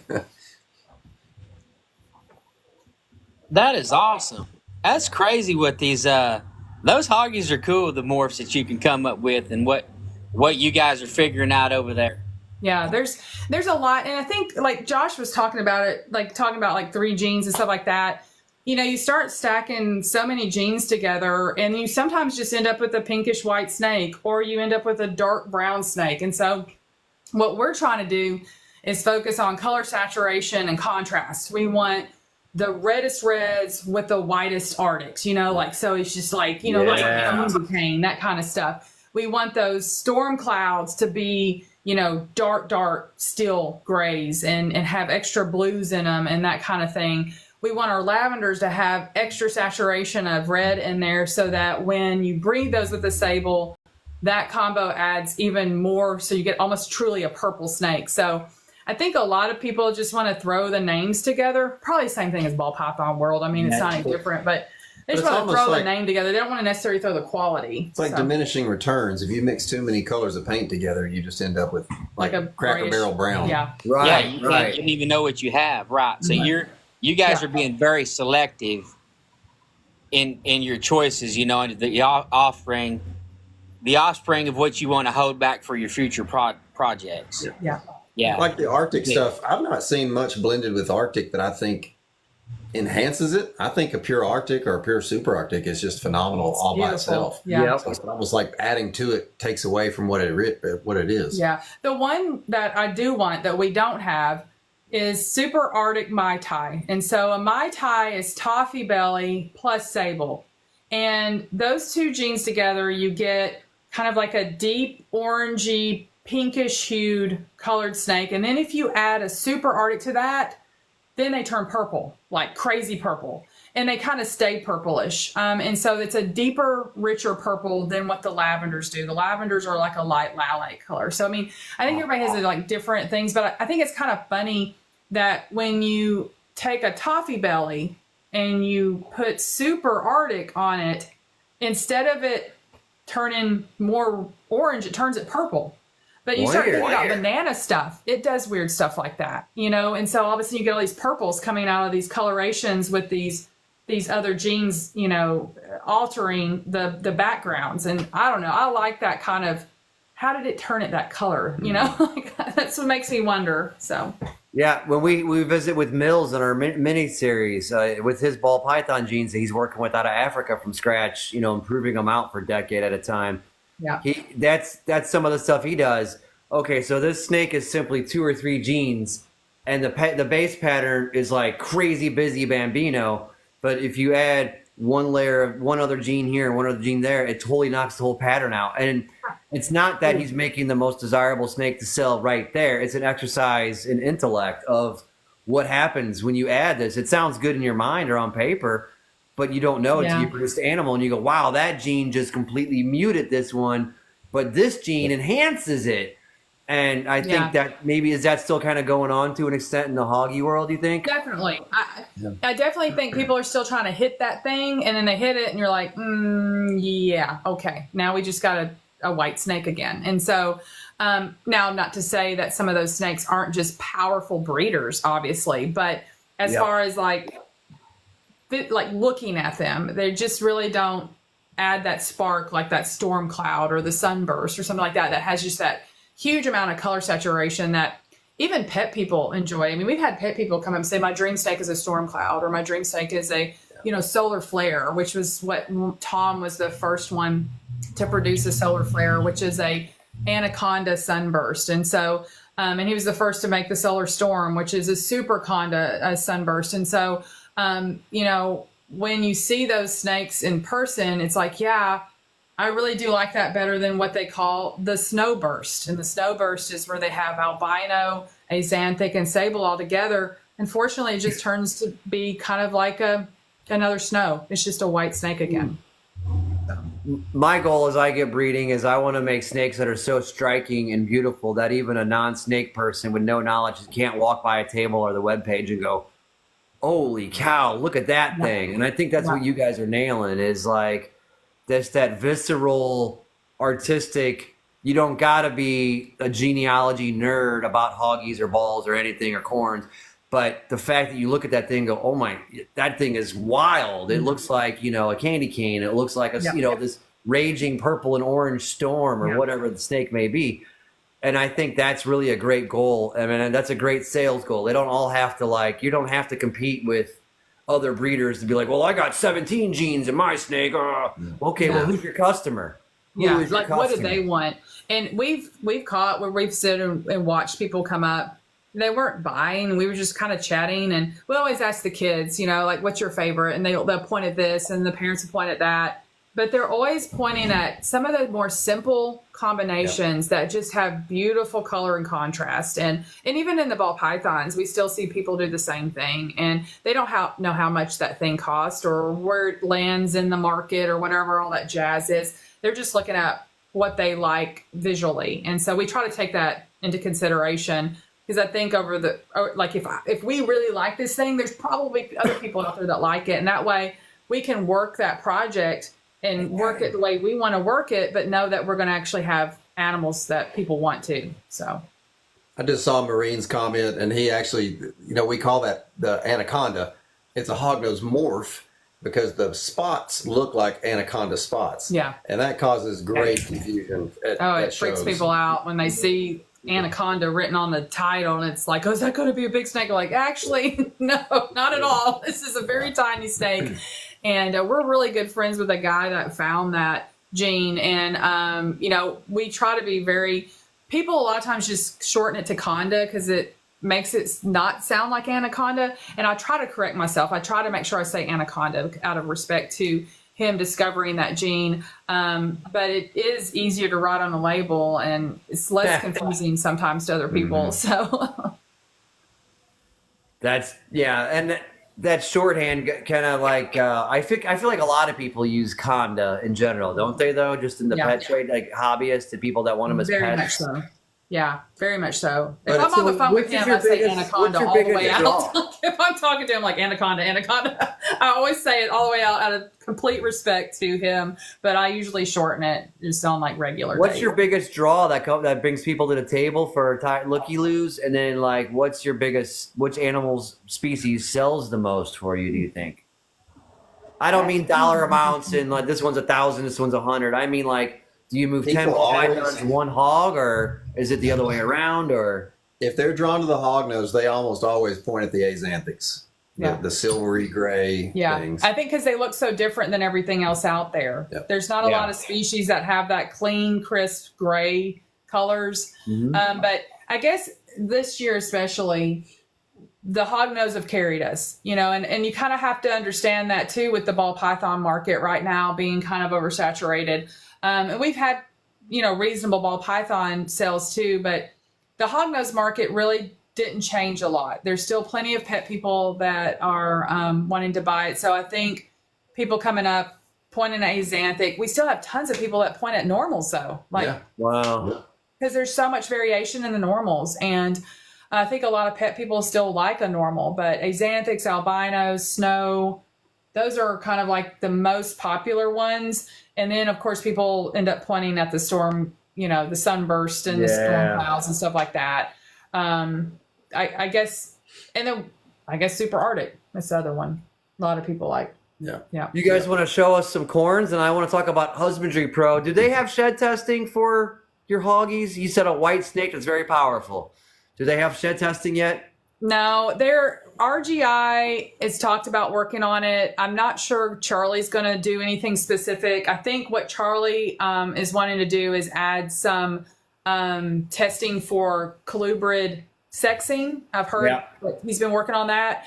And we do use that. Like, these guys can be so small that we don't necessarily want to probe them. And we don't pop hognose. We'll pop, corns, but we won't pop hognose. And so this is It doesn't look good up against my skin because it's a very pink. Yeah, pink with like a greenish tint. It's a salmon snow. And salmon is kind of like what they think is, I guess, I'm sure I'll get corrected by some bigger corn breeders, but it's like 2 genes of coral. So you get this extra pinkish. Okay. They get pinker with age. But another cool one that we like to work with. Hey, Dred, you got me for 1 second? I got to do something with Abby. BRB. Boy, this guy's pinks do not show up well on that camera. He's a cute little guy. Oh yeah, he's very cool. I like just how their eyes are red, like red. Yeah. So this is a palmetto corn snake. Looks like a holder. It's a form of leucistic in corn snakes, and there's sometimes this one actually had some speckles as a baby, but some of them have very little speckling when they're hatched, and they get more and more speckles as they get older. And this was actually what would be considered a normal, like what a normal palmetto looks like. There's a little bit of like grays and browns and oranges, but it's named palmetto because it was found in a county in South Carolina, I think, Palmetto County. Wow. So these were found in the wild like this. What? Yeah. Yeah. They were found in the wild. And I don't know how they survive, but they are, I tell you, the best eaters we have. They're very, got a really good survival technique. If you can, I've never live like seen a this in the broken wild. pattern on a corn before. Yeah, isn't that crazy? What? Oh, yeah, They look like pepper jack cheese. Their little spots are red So or they do green. like pepper jack cheese. They're cool. We have Wow. the sire is an albino palmetto, so he's a big old snake, and all of his dots are orange. And then we had I think we sold our anery. The anery palmetto is all white with gray spots all over it. And so we actually had a snow last year, which again, you pile up all these genes, and what do? You get just a white blanked out snake. You could kind of see like translucent areas, which is probably where that snow was actually happening. But it was a powerful snake. It was a male, and luckily went to a breeder. So, I mean, they're going to be able to get some crazy stuff out of it. But So this one is just a normal, but he's hit for palmetto and he's blood got red. blood red in him. Yeah. So it kind of gives him some extra saturation. He's like Yeah, he's more orange rusty. red and not so brown compared to a normal that I just have in my mind. Yeah. You guys have orange White snakes belly. again. Orange snakes again for you guys. Yeah, we know what we like. We're pretty consistent in that area, that's for sure. Yeah. But we've got the adults in the front area, but we pretty much work with Palmetto, Anery, Amel. We have Okatee, a couple of Snows. And, you know, we're not, my first snake is an amelanistic corn snake that Tom bred. And my mom got him for me as a Christmas present 6 years before Josh and I ever met. And we grew up in neighboring towns. And so she knew I wanted a corn snake. And the vet in the neighboring town happened to be a breeder. And so my first snake came from Tom's breeding. And I still have him. And he's 29 years old with cataracts. But he's still alive. So that's kind of another connection that we have before we were us. Yeah, So- when I talked to you at Dallas, you guys said that you guys were going to college together and you met many years ago. You seem like a great duo. I mean, all the photos that I see of you guys like on the road and stuff, you seem like just great teammates, much less spouses. So we never that's had really kids, cool to so we find still someone. like each other. Well, I think you can tell. I mean, I honestly, I just from interacting with you in person and then this of your video or your videos and your photos, I think it comes through. You know, it's really great to have someone in the universe that you can rely on to that, to that effect. Oh yeah. And I know something else you mentioned when we were in person was you went to talk about the Dr. Tom Harbin Endowment Memorial Fund scholarship. Correct me if I'm wrong. Tell me about that, or how people could contribute, or what is it? Is it for veterinary school, or just give me some background on that? It's for a veterinary student attending Auburn University, which is Dad's alma mater. Auburn, okay. Yeah, Auburn University down in Alabama. So it's going to be for hopefully a student that has a focus on reptile husbandry or herping or something along those lines. So we did a lot of fundraising this year at some of the big shows, did some auctions, and we've got the scholarship fully endowed now. So that means the scholarship is going to go on forever. We can still add to it and make it grow even bigger. So the more money we can put in there, the more scholarships we can give. Yeah. So once it was endowed, it was placed into the bigger Auburn University full endowment fund. And so that just generates a larger percentage. So it will keep it going. And our goal is a veterinary student in financial need with reptile interest. And so, we also were wanting the endowment to be large enough that, say there happen to be two, 1 year, like how do you pick between two people that have that level of interest in that? So because that's a small niche, which is awesome because you're not dealing with 20,000 applicants. You're dealing with probably 200 at best. Yeah, at the best. Right? And so you really get to pick the best of the best that you guys know from growing up the way you have and what you work with now. You guys can smell who is the winner, who needs who deserves this. Well, so that's a beautiful thing. Tom had started teaching he was like a guest lecturer at Auburn for the last, I guess, about 2 years. He'd been going up and down. And he basically was going in and teaching these guys reptile reproduction. So he's showing them how to ultrasound, reproductive, problems, egg binding, that kind of stuff. But he was actually supposed to this fall start teaching a regular class within the reptile exotics group. And so he was so looking forward to that. He was so proud telling people he was going to be a professor at Auburn. He had been wanting to do that for a while. And luckily life had gotten to a place where he could do that. He wasn't working all the time. And they only lived about 45 minutes from Auburn. And so it was kind of working out. And he just loved teaching people everything, anything. And that was one of his big passions. And so when we got a hold of the scholarship group and then the dean found out about it, the dean had met Tom and they had become close. He was like, this is like just the best thing to represent Tom. Like, I think he'll be very happy with how, we decided as a family to help, kind of further on another vet student, or multiple vet students. So, man. And now when do you, as this grows, how does it start? Is it something that takes a few years to build to a level to use that scholarship? Does it Is there an infusion of money from donations that have made it instantly accessible? And when does it go live? Have you already done? When do you start your first student appraisals and awards? Yeah, we'll probably actually be starting that evaluation for the next year. So now that it's been met, vet school is kind of even though you're in semesters, you go in years. And so this year's already started. And now what we're hoping is to be able to kind of analyze veterinary students coming in, or even vet students that are active right now, that will be able to hopefully get, now that's an endowed, they can put it into the process of where these students can start applying for that. And then through the summer, we're able to kind of evaluate it, and they hand out scholarships at the end of the summer prior to school starting. So we're hoping 2025 we'll have his first scholarships awarded. So Man, that's awesome. That's not far.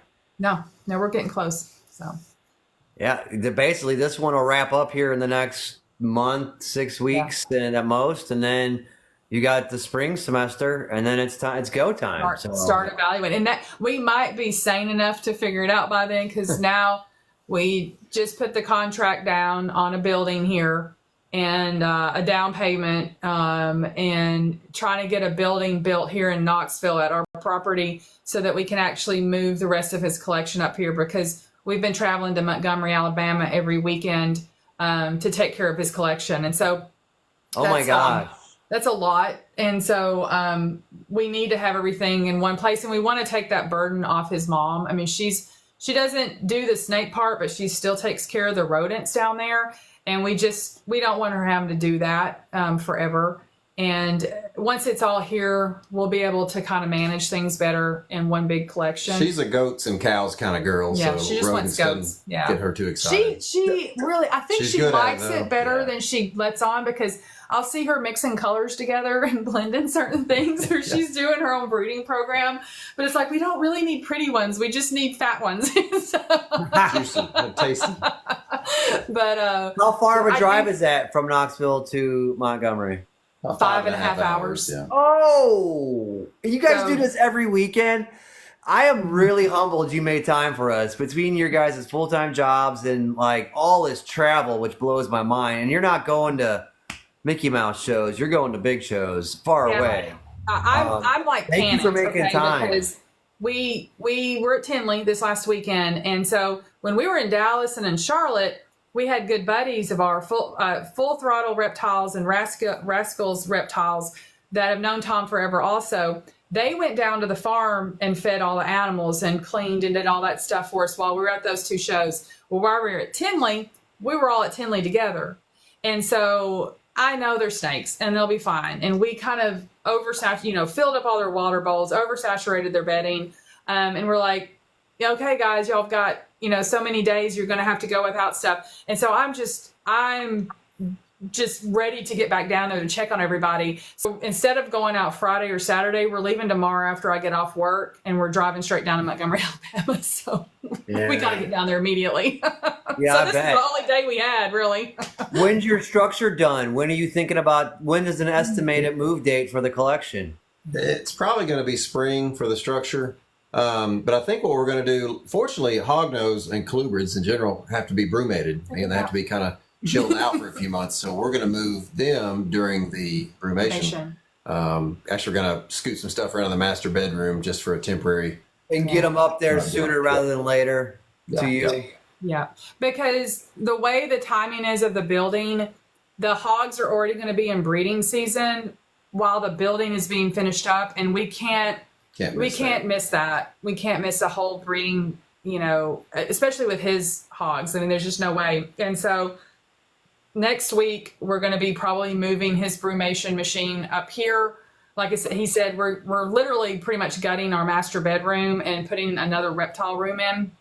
We've moved into the guest bedroom. Yeah. It's pretty much a snake house at this point. And when I went up front, that's part of his hogs up there. This is my front room. I have like 2 living rooms. I have a shotgun style place, and this is my front living room. And it had some mid-century modern furniture that I never really said or did much. And I said, you know what? I'm going to sell it all. This is my snake room. Yeah. Well, if you walk in the front door, you're in the lab. Yeah. Welcome. Exactly. And we're both good with it. I think that's probably a blessing that we are okay with the disaster that we are currently living in. I mean, there's literally Repta chip in the living room. There's Sandy chip in the kitchen. I mean, there's all this like bedding stuff all over the place. Thank God we have one of my technicians at the veterinary clinic that has worked with me forever now. She comes in and takes care of the animals when we're gone for the weekend. And so she's saved our butts by taking care of the dogs. She comes in and waters all the ball pythons. She cleans all the rat tubs for us so that the rodent tubs are ready to go. That's worth its weight in gold right there. I know, she's like, I love cleaning. I'm like, oh my God, you're going to hate it after you do this. But she still loves it. I'm like, oh, thank God. I told her, I'm like, there is no way we could do this without her because we are gone literally. Neither one of us have been home on a weekend since Tom died, which was July 4th. And so we have not been home. And so we have to have somebody take care of all, because we still have a lot of dogs and cats. And so she has really saved our butt by coming in and taking care of the animals every weekend. And I don't think she's getting tired of it yet. I've asked her, like, please tell me. So I want to give you a break. I don't want to burn you out because we can't do this without you right now. And but she enjoys the animals. And she's pulled eggs for us when we've been out of town. And I don't know how some people don't have that extra buddy person like that, but she's been great. She's definitely part of the team. But if we don't have to go down there every weekend, it'll be a lot better. That'd be awesome. Yeah. I would assume, and again, I don't need to pry, but everyone grieves in their own way. I mean, it seems like you guys have each other, and you have not only your collection, which might have gotten maybe a lack of attention through the family grieving in the process and your own personal feelings, but having this other whole beast, so to speak, to take care of, even though it is 5 hours away. That sounds terrible, but you've got this whole other collection that you're now responsible for as the custodians, and to see it through and to integrate it and to kind of keep that legacy going. Do you think that's helped in some way, just to kind of keep putting one foot in front of the other, being so damn busy? Pressure. Me and her are the same. You put us on the stove and we I don't know, we answer the challenge. We don't really have a choice because no one else in the family wants a big pile of snakes. It was me and her or nobody. No, and it and to think of then some people are like, oh, why don't you just sell them all off?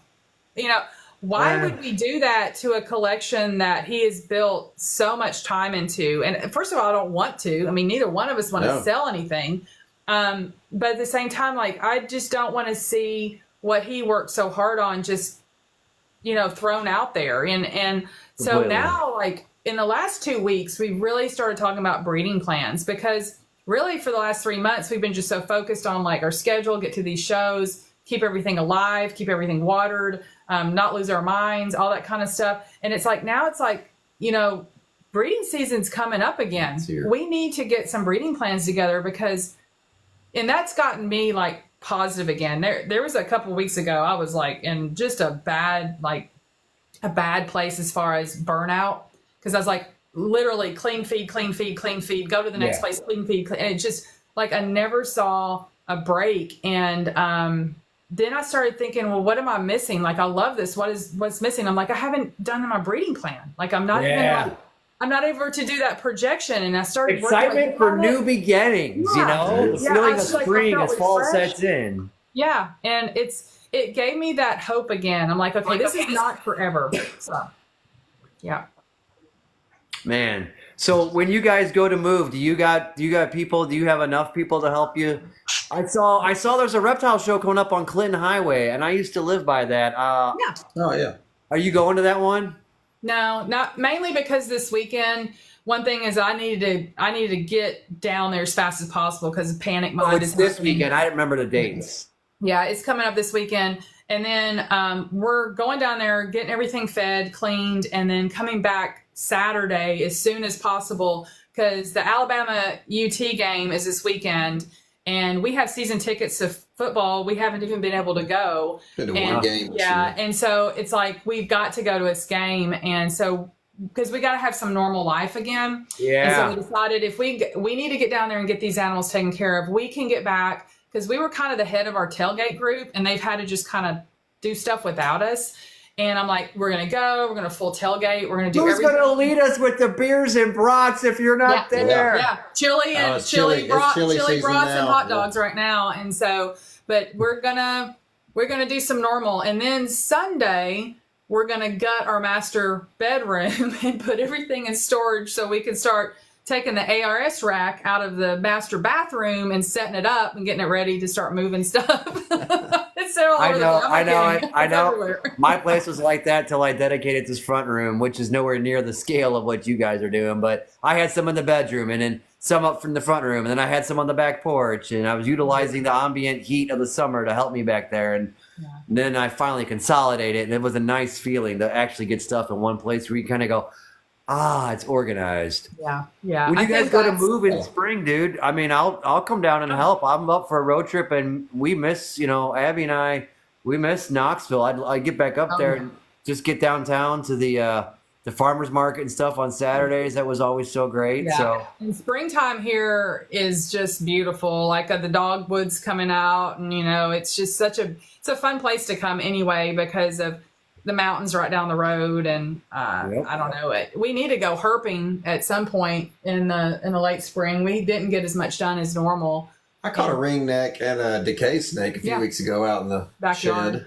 I caught a rat snake on the road one day, not that long ago. Well, it was back in the spring, and then a lot of box turtles. So we did good findings, salamanders. nice. In the mountains, like in Smoky Mountain National Park and out that way in those parks, just turning over stones and the babbling, Near like creeks and stuff. Those are all always the little fun. drains down the hills, and you just turn over stones, lift the leaf litter, and find you some cool salamanders. Yeah, that was something a 4 and 5 year old just delights in gratefully. I bet I could see her getting stoked about that. I know I would have been. Yeah. We still enjoy that. My parents were always just dreading. I was always out flipping stuff, and flipping anything. Of course, I found mainly like frogs and salamanders and stuff like that, but they were always worried about me getting a hold of a snake. And I knew I wasn't supposed to just pick up anything, but they would watch me like a hawk through the window because I was just out there just always digging around for stuff. So I guess we all had that in us as kids. Yeah. I used to catch prairie ringnecks and various box turtles and stuff as a kid, for sure. Yeah, man, for real. If you guys, if you guys need help and come spring, I'm down. I'm down for a road trip. I'm just in Jonesboro. I'm about 90 minutes west of Memphis, but I'll drive to Dallas. I'll drive to Atlanta. I'll drive to St. Louis. I drive all over Kansas City. I think something that would be fun or something is like we get a couple of like groups and we do like an ARS build, like build race and like have all of it in one pile and then like get it going and see who's the fastest build on an ARS rack. Correctly. It's got to be put together right. And then see, are we going to be able to do this in like 20 minutes or something? Strictly, I see a future show coming. Yeah. That would be an awesome live.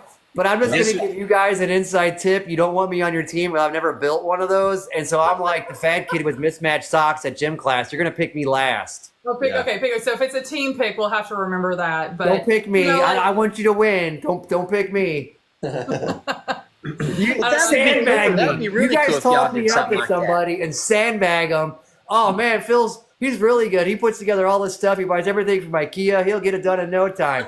And then I'll just be over there putting shit together upside down. You guys can just totally sink them. I'll be your secret weapon. You just know that. I won't tell anybody else. We'll let you slide the tubs in after it's the tub pusher. You got that down, surely. Yeah, so if it's angled, that just means the wet wood chips are on this side. The angle's good, right? Yeah. Exactly. Close enough. Good enough. We won't get the level out or anything. Lot of sap. I think, I don't know. We're trying to think of like things that we could do to make it fun. And then we were even talking about like having some kind of open house thing once we get it put together. Oh, your facility? Oh my God. Yeah. Yeah. And just, having some people, whoever wants to come, we're not really restricted on that, but we're just ready for it. We would like to have it here sooner, but. Well, they're not driving back and forth. Literally gains us a day a week. Yeah. Dude. It's about energy, gas money, a day of your time. I mean, better handle on your animals. It's like 10 benefits. Well, yeah. And I was even just talking to a friend the other day. I said, My biggest concern right now is even if we can get all the baby ball pythons up here, everything that's needing weekly feeding, we get all the hognose and brumation, and we leave the adult ball pythons back there, they can go every 2 weeks. You know, they don't need weekly meals. And I'm like, but how am I supposed to pair them? How am I supposed to pair them? I can't feed them and then just throw them together and then wait 2 more weeks. I can't, that's not possible. So then I started talking, I was like, we're going to have to bring those females up here that are pre-breeding. So they're here when they start going into their, follicle development, and then go ahead and have some of the power males up here. I'm like, we're going to have to move some animals up here. Now, luckily, a lot of the girls laid, May through June. I mean, those were kind of his heavy hit time. And so, but there's still girls that are progressing that we've got to get bred. And that's why I want some moved up here immediately. But. Makes perfect sense. That makes perfect sense. Is your new building's going to be on your property right by your house then? Just walk out there with a cup of coffee and the house slippers and check on the animals? Yep. Hell yeah. We're actually going to have it where one side will be where the rodents are, and then there'll also be like an area of like storage and things like that, but we'll also be able to pull the van in and keep it temperature controlled. So if we're loading up to go to a show, everything can get loaded the night before. We can get up in the morning and drive straight out, and it's all temp controlled. We can also unload and load as if it's 95 degrees out, we'll be in 70 degrees when we go inside. It's going to be a pull through. Yeah. Well, I don't think we're going to do it all the way pull through. It's going to be pull in and out, because to make it pull through, the way they were going to have to redo our driveway, it was just going to be a mess. But we can still pull. It's going to have a 10 by 10 garage door to pull into. So you could like back in trailer first, close the door, enjoy the AC or heat. Whatever it is. Out of the rain, out of whatever. Exactly. I know it rains a lot in Knoxville. I do remember that. Out of the sun, out of the rain, out of the snow, whatever the heck it feels like doing that day. And it'll be just a lot better for temperature control when we're loading and unloading. And then it'll still have an area that's kind of segregated for the rodents. And we're going to have like an air system blowing, kind of helping exhaust that area. Yeah. But then we'll have a colubrid / hognose area, primarily a bigger area, and then a ball python area. We're planning on building in a brumation room, which will be essentially like a wine cooler or wine cellar. Yeah. So basically a large closet, just like a wine cellar would be made with one of the wine cellar units on it. So we can chill down a whole closet room area. Yeah. And to throw those racks in there that those hogs are in. That's awesome. And people do that with incubators when it comes to a large ball python, 300, 600 animal ball python collection. And they're making 80 to 150 clutches a year. Yeah. You got to step up to a walk-in room and you just make that your incubator instead of trying to buy something on the market, which ironically is hella cheaper. It's way cheaper when you look at it, especially the way they've rigged it up. And we'll probably end up doing that too. Just it won't be one of those big rooms like Wilbanks and them have, but it'll be a larger closet that would basically not having to worry about this machine that we're having to drag around everywhere. And then we'll still have some backup things like a backup brumator, backup incubator, that kind of thing on standby. But and plenty of sinks and a toilet. I'll tell you that. Being at the farm, so how far is that from the house? It's 100 yards from their barn to the house down there in Alabama. And it never fails. I'm out there in the middle of something. I'm like, I gotta go to the bathroom. I'm all the way back up, and then it's like raining or it's 95 degrees or whatever it is. It's not really raining. I told her just go behind the hay barn, hide behind the trailer. Look at her face. She was quite displeased. Yeah, it's like I'm not gonna go pee in the backyard. Plus, they make a portable bucket with a lid. I thought about that. I thought about just going into the goat stall and just doing what I got to do. There you go, right? Yeah, but I would say seems to be like, well, I'm hungry too, so I better go get some food while I'm going to the bathroom. So now you have a fridge in your snake barn. Now you got a fridge and a toilet. We do want to set up like a broadcast booth too, so when we do these, lives or chats, whatever, we just already got cameras and lights ready to go. It's all ready to go. That'd be so cool. That's really cool thinking for sure. Yeah, that's awesome. Yep. Yeah, that's really taken it to the next level. And I think giving Dr. Tom's collection the honor it deserves, bringing it into the fold and just maximizing. I mean, because some people might see it as, oh, I got this huge burden. You guys see it as a family legacy. And honestly, from the outside looking in, it's this huge opportunity given to you. Yeah, I mean, it it's is. massive lurch forward in genetics. Yeah, it really is. It's amazing.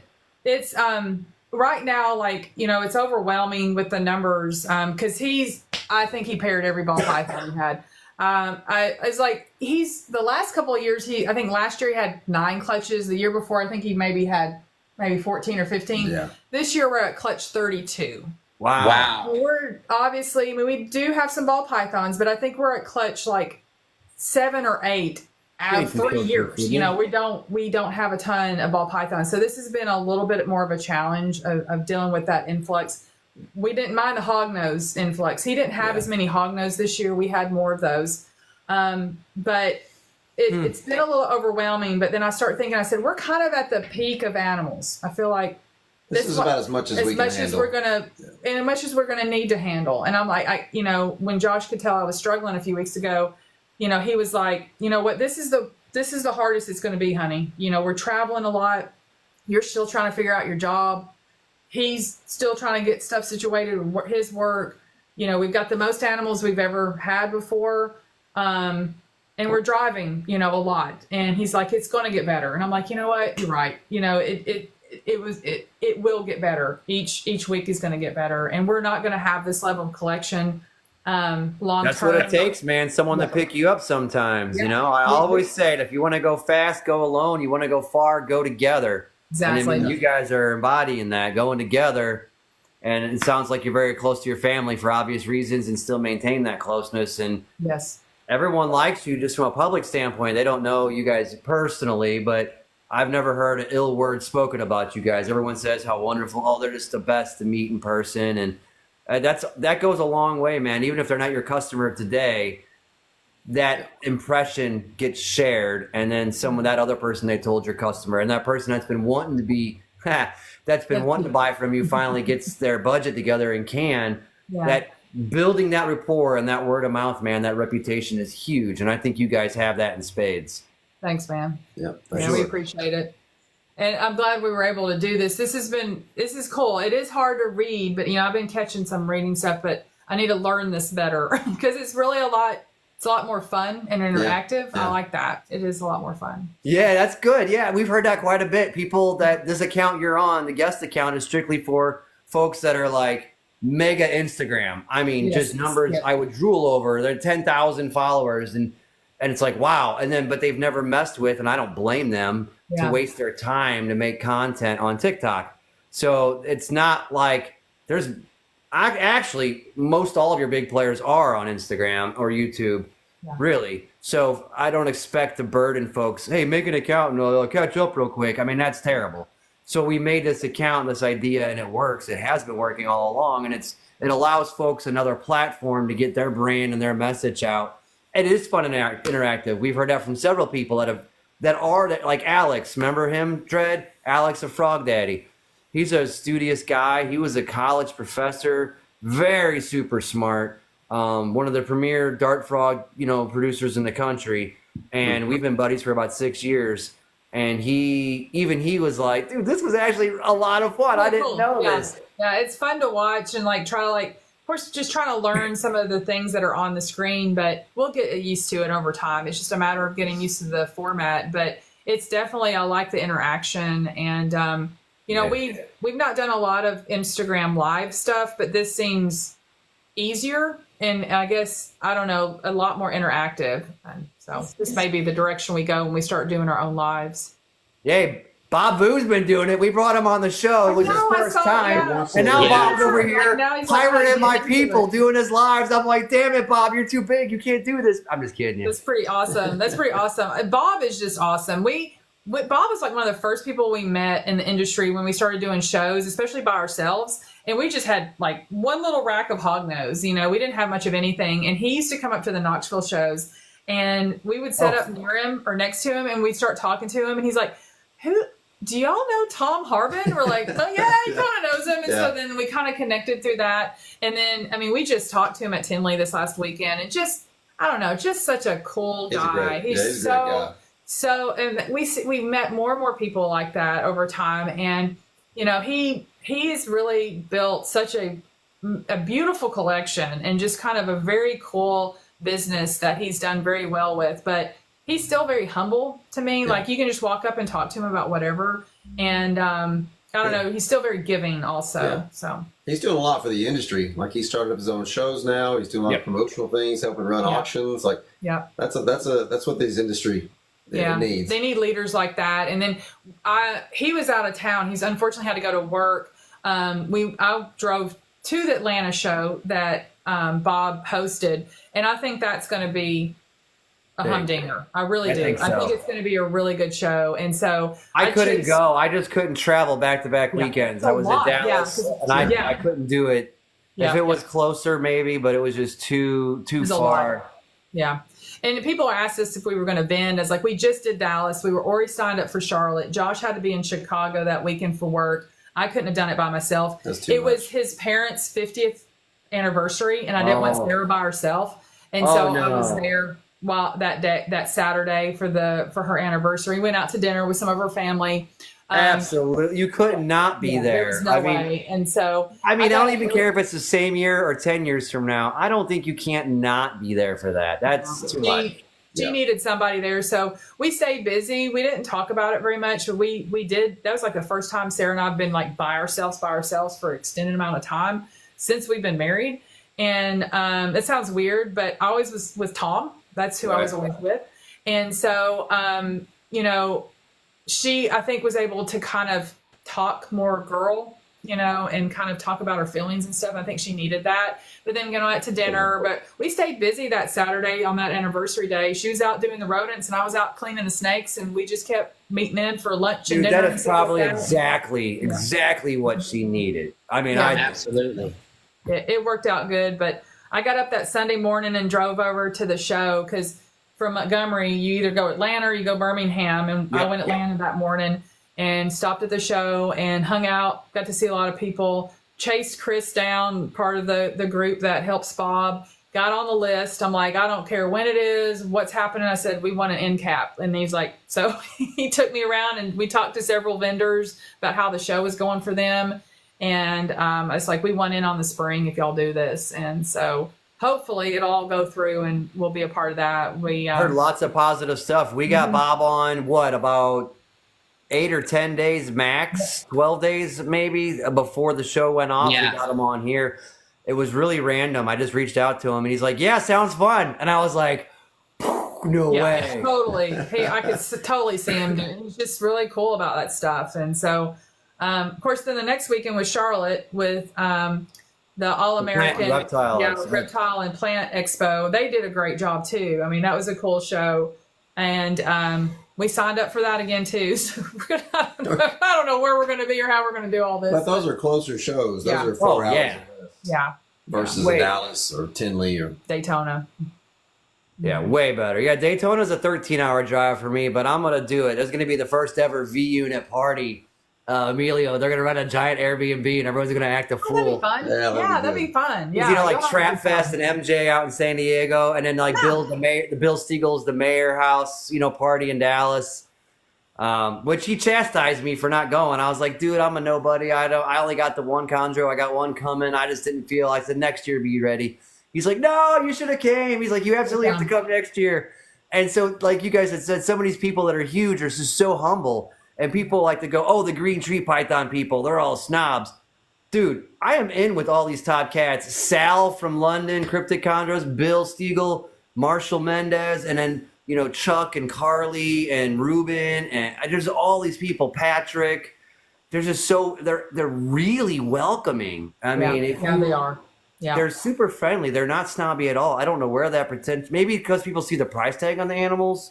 Maybe they think it's pretentious. They just automatically assume that or something because of the price tag. I mean, you know, these the hognose people, like the guys that have been in it since the beginning are just, man, they're just cool guys. I mean, they're all easy to talk to. Like, we can pick up the phone and call any of them and they would talk to us about whatever we were concerned about. And so Brent Bumgarner, you know, he's kind of been a rock since Tom passed.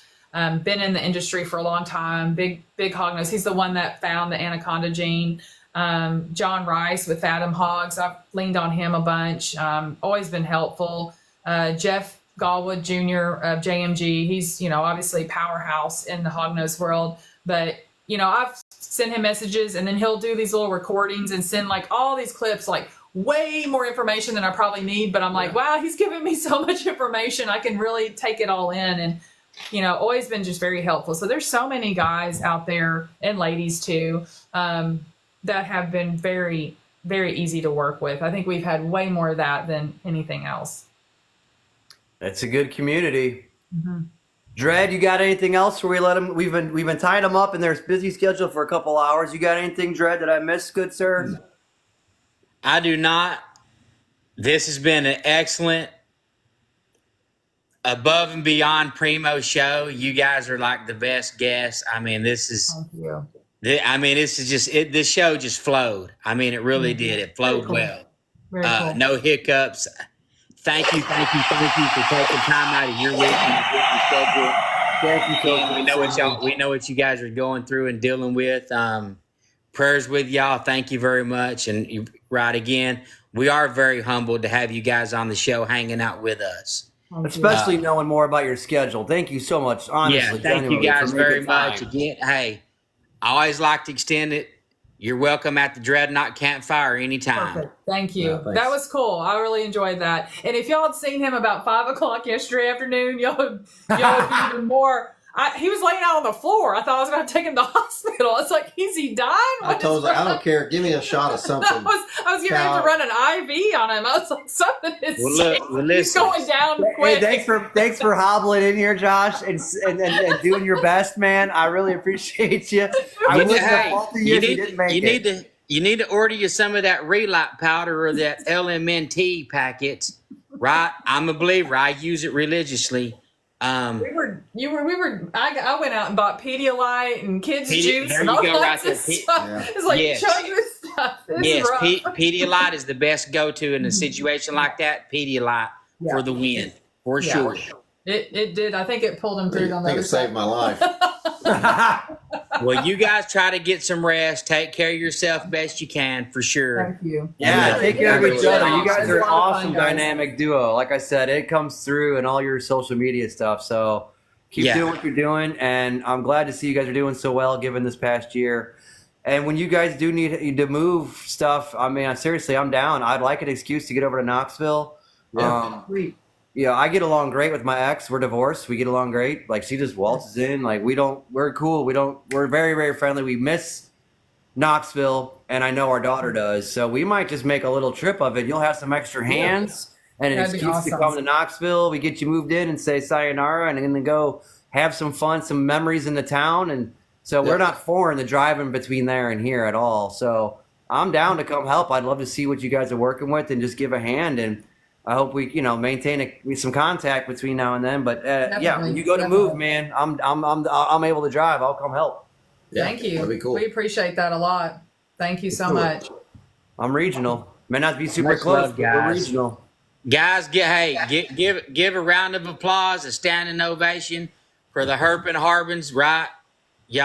Y'all do it up. We sure appreciate the Clap guests. emojis for everybody. We'll get you up to clap 500. I emojis. tried. We had We'll a get really you there. good turnout tonight. I mean, a really good turnout Cool. Record breaking. Very cool. coming Very through. cool. Yeah, record breaking. It was just really pretty good. I Yeah, can't saw see 100 total something at people one point. rolled through until it's over. I don't believe. I don't want to mess something up and kill it accidentally. But we've been hitting 1,100 to 1,500 people that click through in general on the show, which is new records in the last 2 weeks.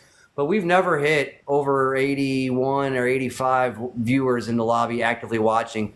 We Wow. were in the 90s and low hundreds there for a little minute with you guys. So that's a new record. And I That's suspect cool. our total roll through was probably as well. And I'll see once we end this. But Excellent. Well, yeah. that's awesome. I think we need to grow this bigger, just like all the other stuff that we're working on, and help each other out. So that's awesome. Absolutely. Again, Naughty, share their platform on TikTok, the Harbins, so they can start getting in the box and go, getting Learn the this camera thing. turned on. Again, we'll continue to promote it as well. Come through and do a hangout. Same thing. We'll keep promoting it. At 500 followers, you guys can be on your own account and get a video box like you see us on the side. And Okay. in 1,000 followers, you can host your own, like what I do or Dred does. Yeah. Those are the hurdles. At least we know what our goals are, so we can hit Yeah. those. The computer is silly.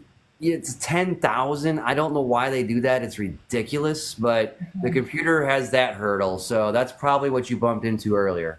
That's all right. That's all right. I mean, this is fine. I mean, we just, we didn't know what we needed to do, but we could tell everybody else on the lives were on their phone. We're like, well, maybe we need to do our phone instead of our computer. So no, I'm glad we tested it in your thing because That I mean, bar of 10,000 sounds like they don't want you using your computer to do TikTok. There's there's a lot of people that do get there. I don't know. It's some kind of, I guess maybe it's a feather in the cap because you can monetize in new ways. okay. You get other platforms in the TikTok studio to make your lives slicker and glossier with the formatting. So maybe it's just like a carrot to dangle to get you to that 10K because then you're kind of like almost, for lack of a better word, vested at that point. And like I said, you could do promotional products and monetize another way. I don't know why, but that's my guess. Let me see if I can get this. It's at Harbin Harbins, isn't it? TikTok. Yes. Herp Harbins. Mm-hmm. Yeah.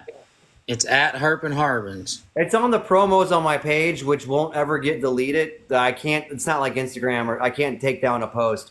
I have about 30 minutes to edit a post once I put it on TikTok, and then it's there forever. So if you go to my page and look at the promos from this week, they'll never go away. You could always same click thing on under them. my page. We have them, Dred's page or Constrictly's page. You'll see it. Yeah. Okay. We saturate the market. We got the guest page, we got That's right. Dred, we got me, we got Instagram, we got YouTube. It all feeds to Facebook. If people ain't sick of us by now, they're you got to beat them or join them. So we're planning on either one. We don't know, but Get them to join. That's how it should be. So cool. Thank you guys so much. Much Thank love. you. You guys are awesome. Thanks, Josh. Thank Keep you. feeling better. Thank you. Enjoy the football game. Go Vols. Go Vols. Go Vols. That's right. You guys get some rest. Thank you so much. Have a great night. Yeah. Thanks, guys. Let me just click that.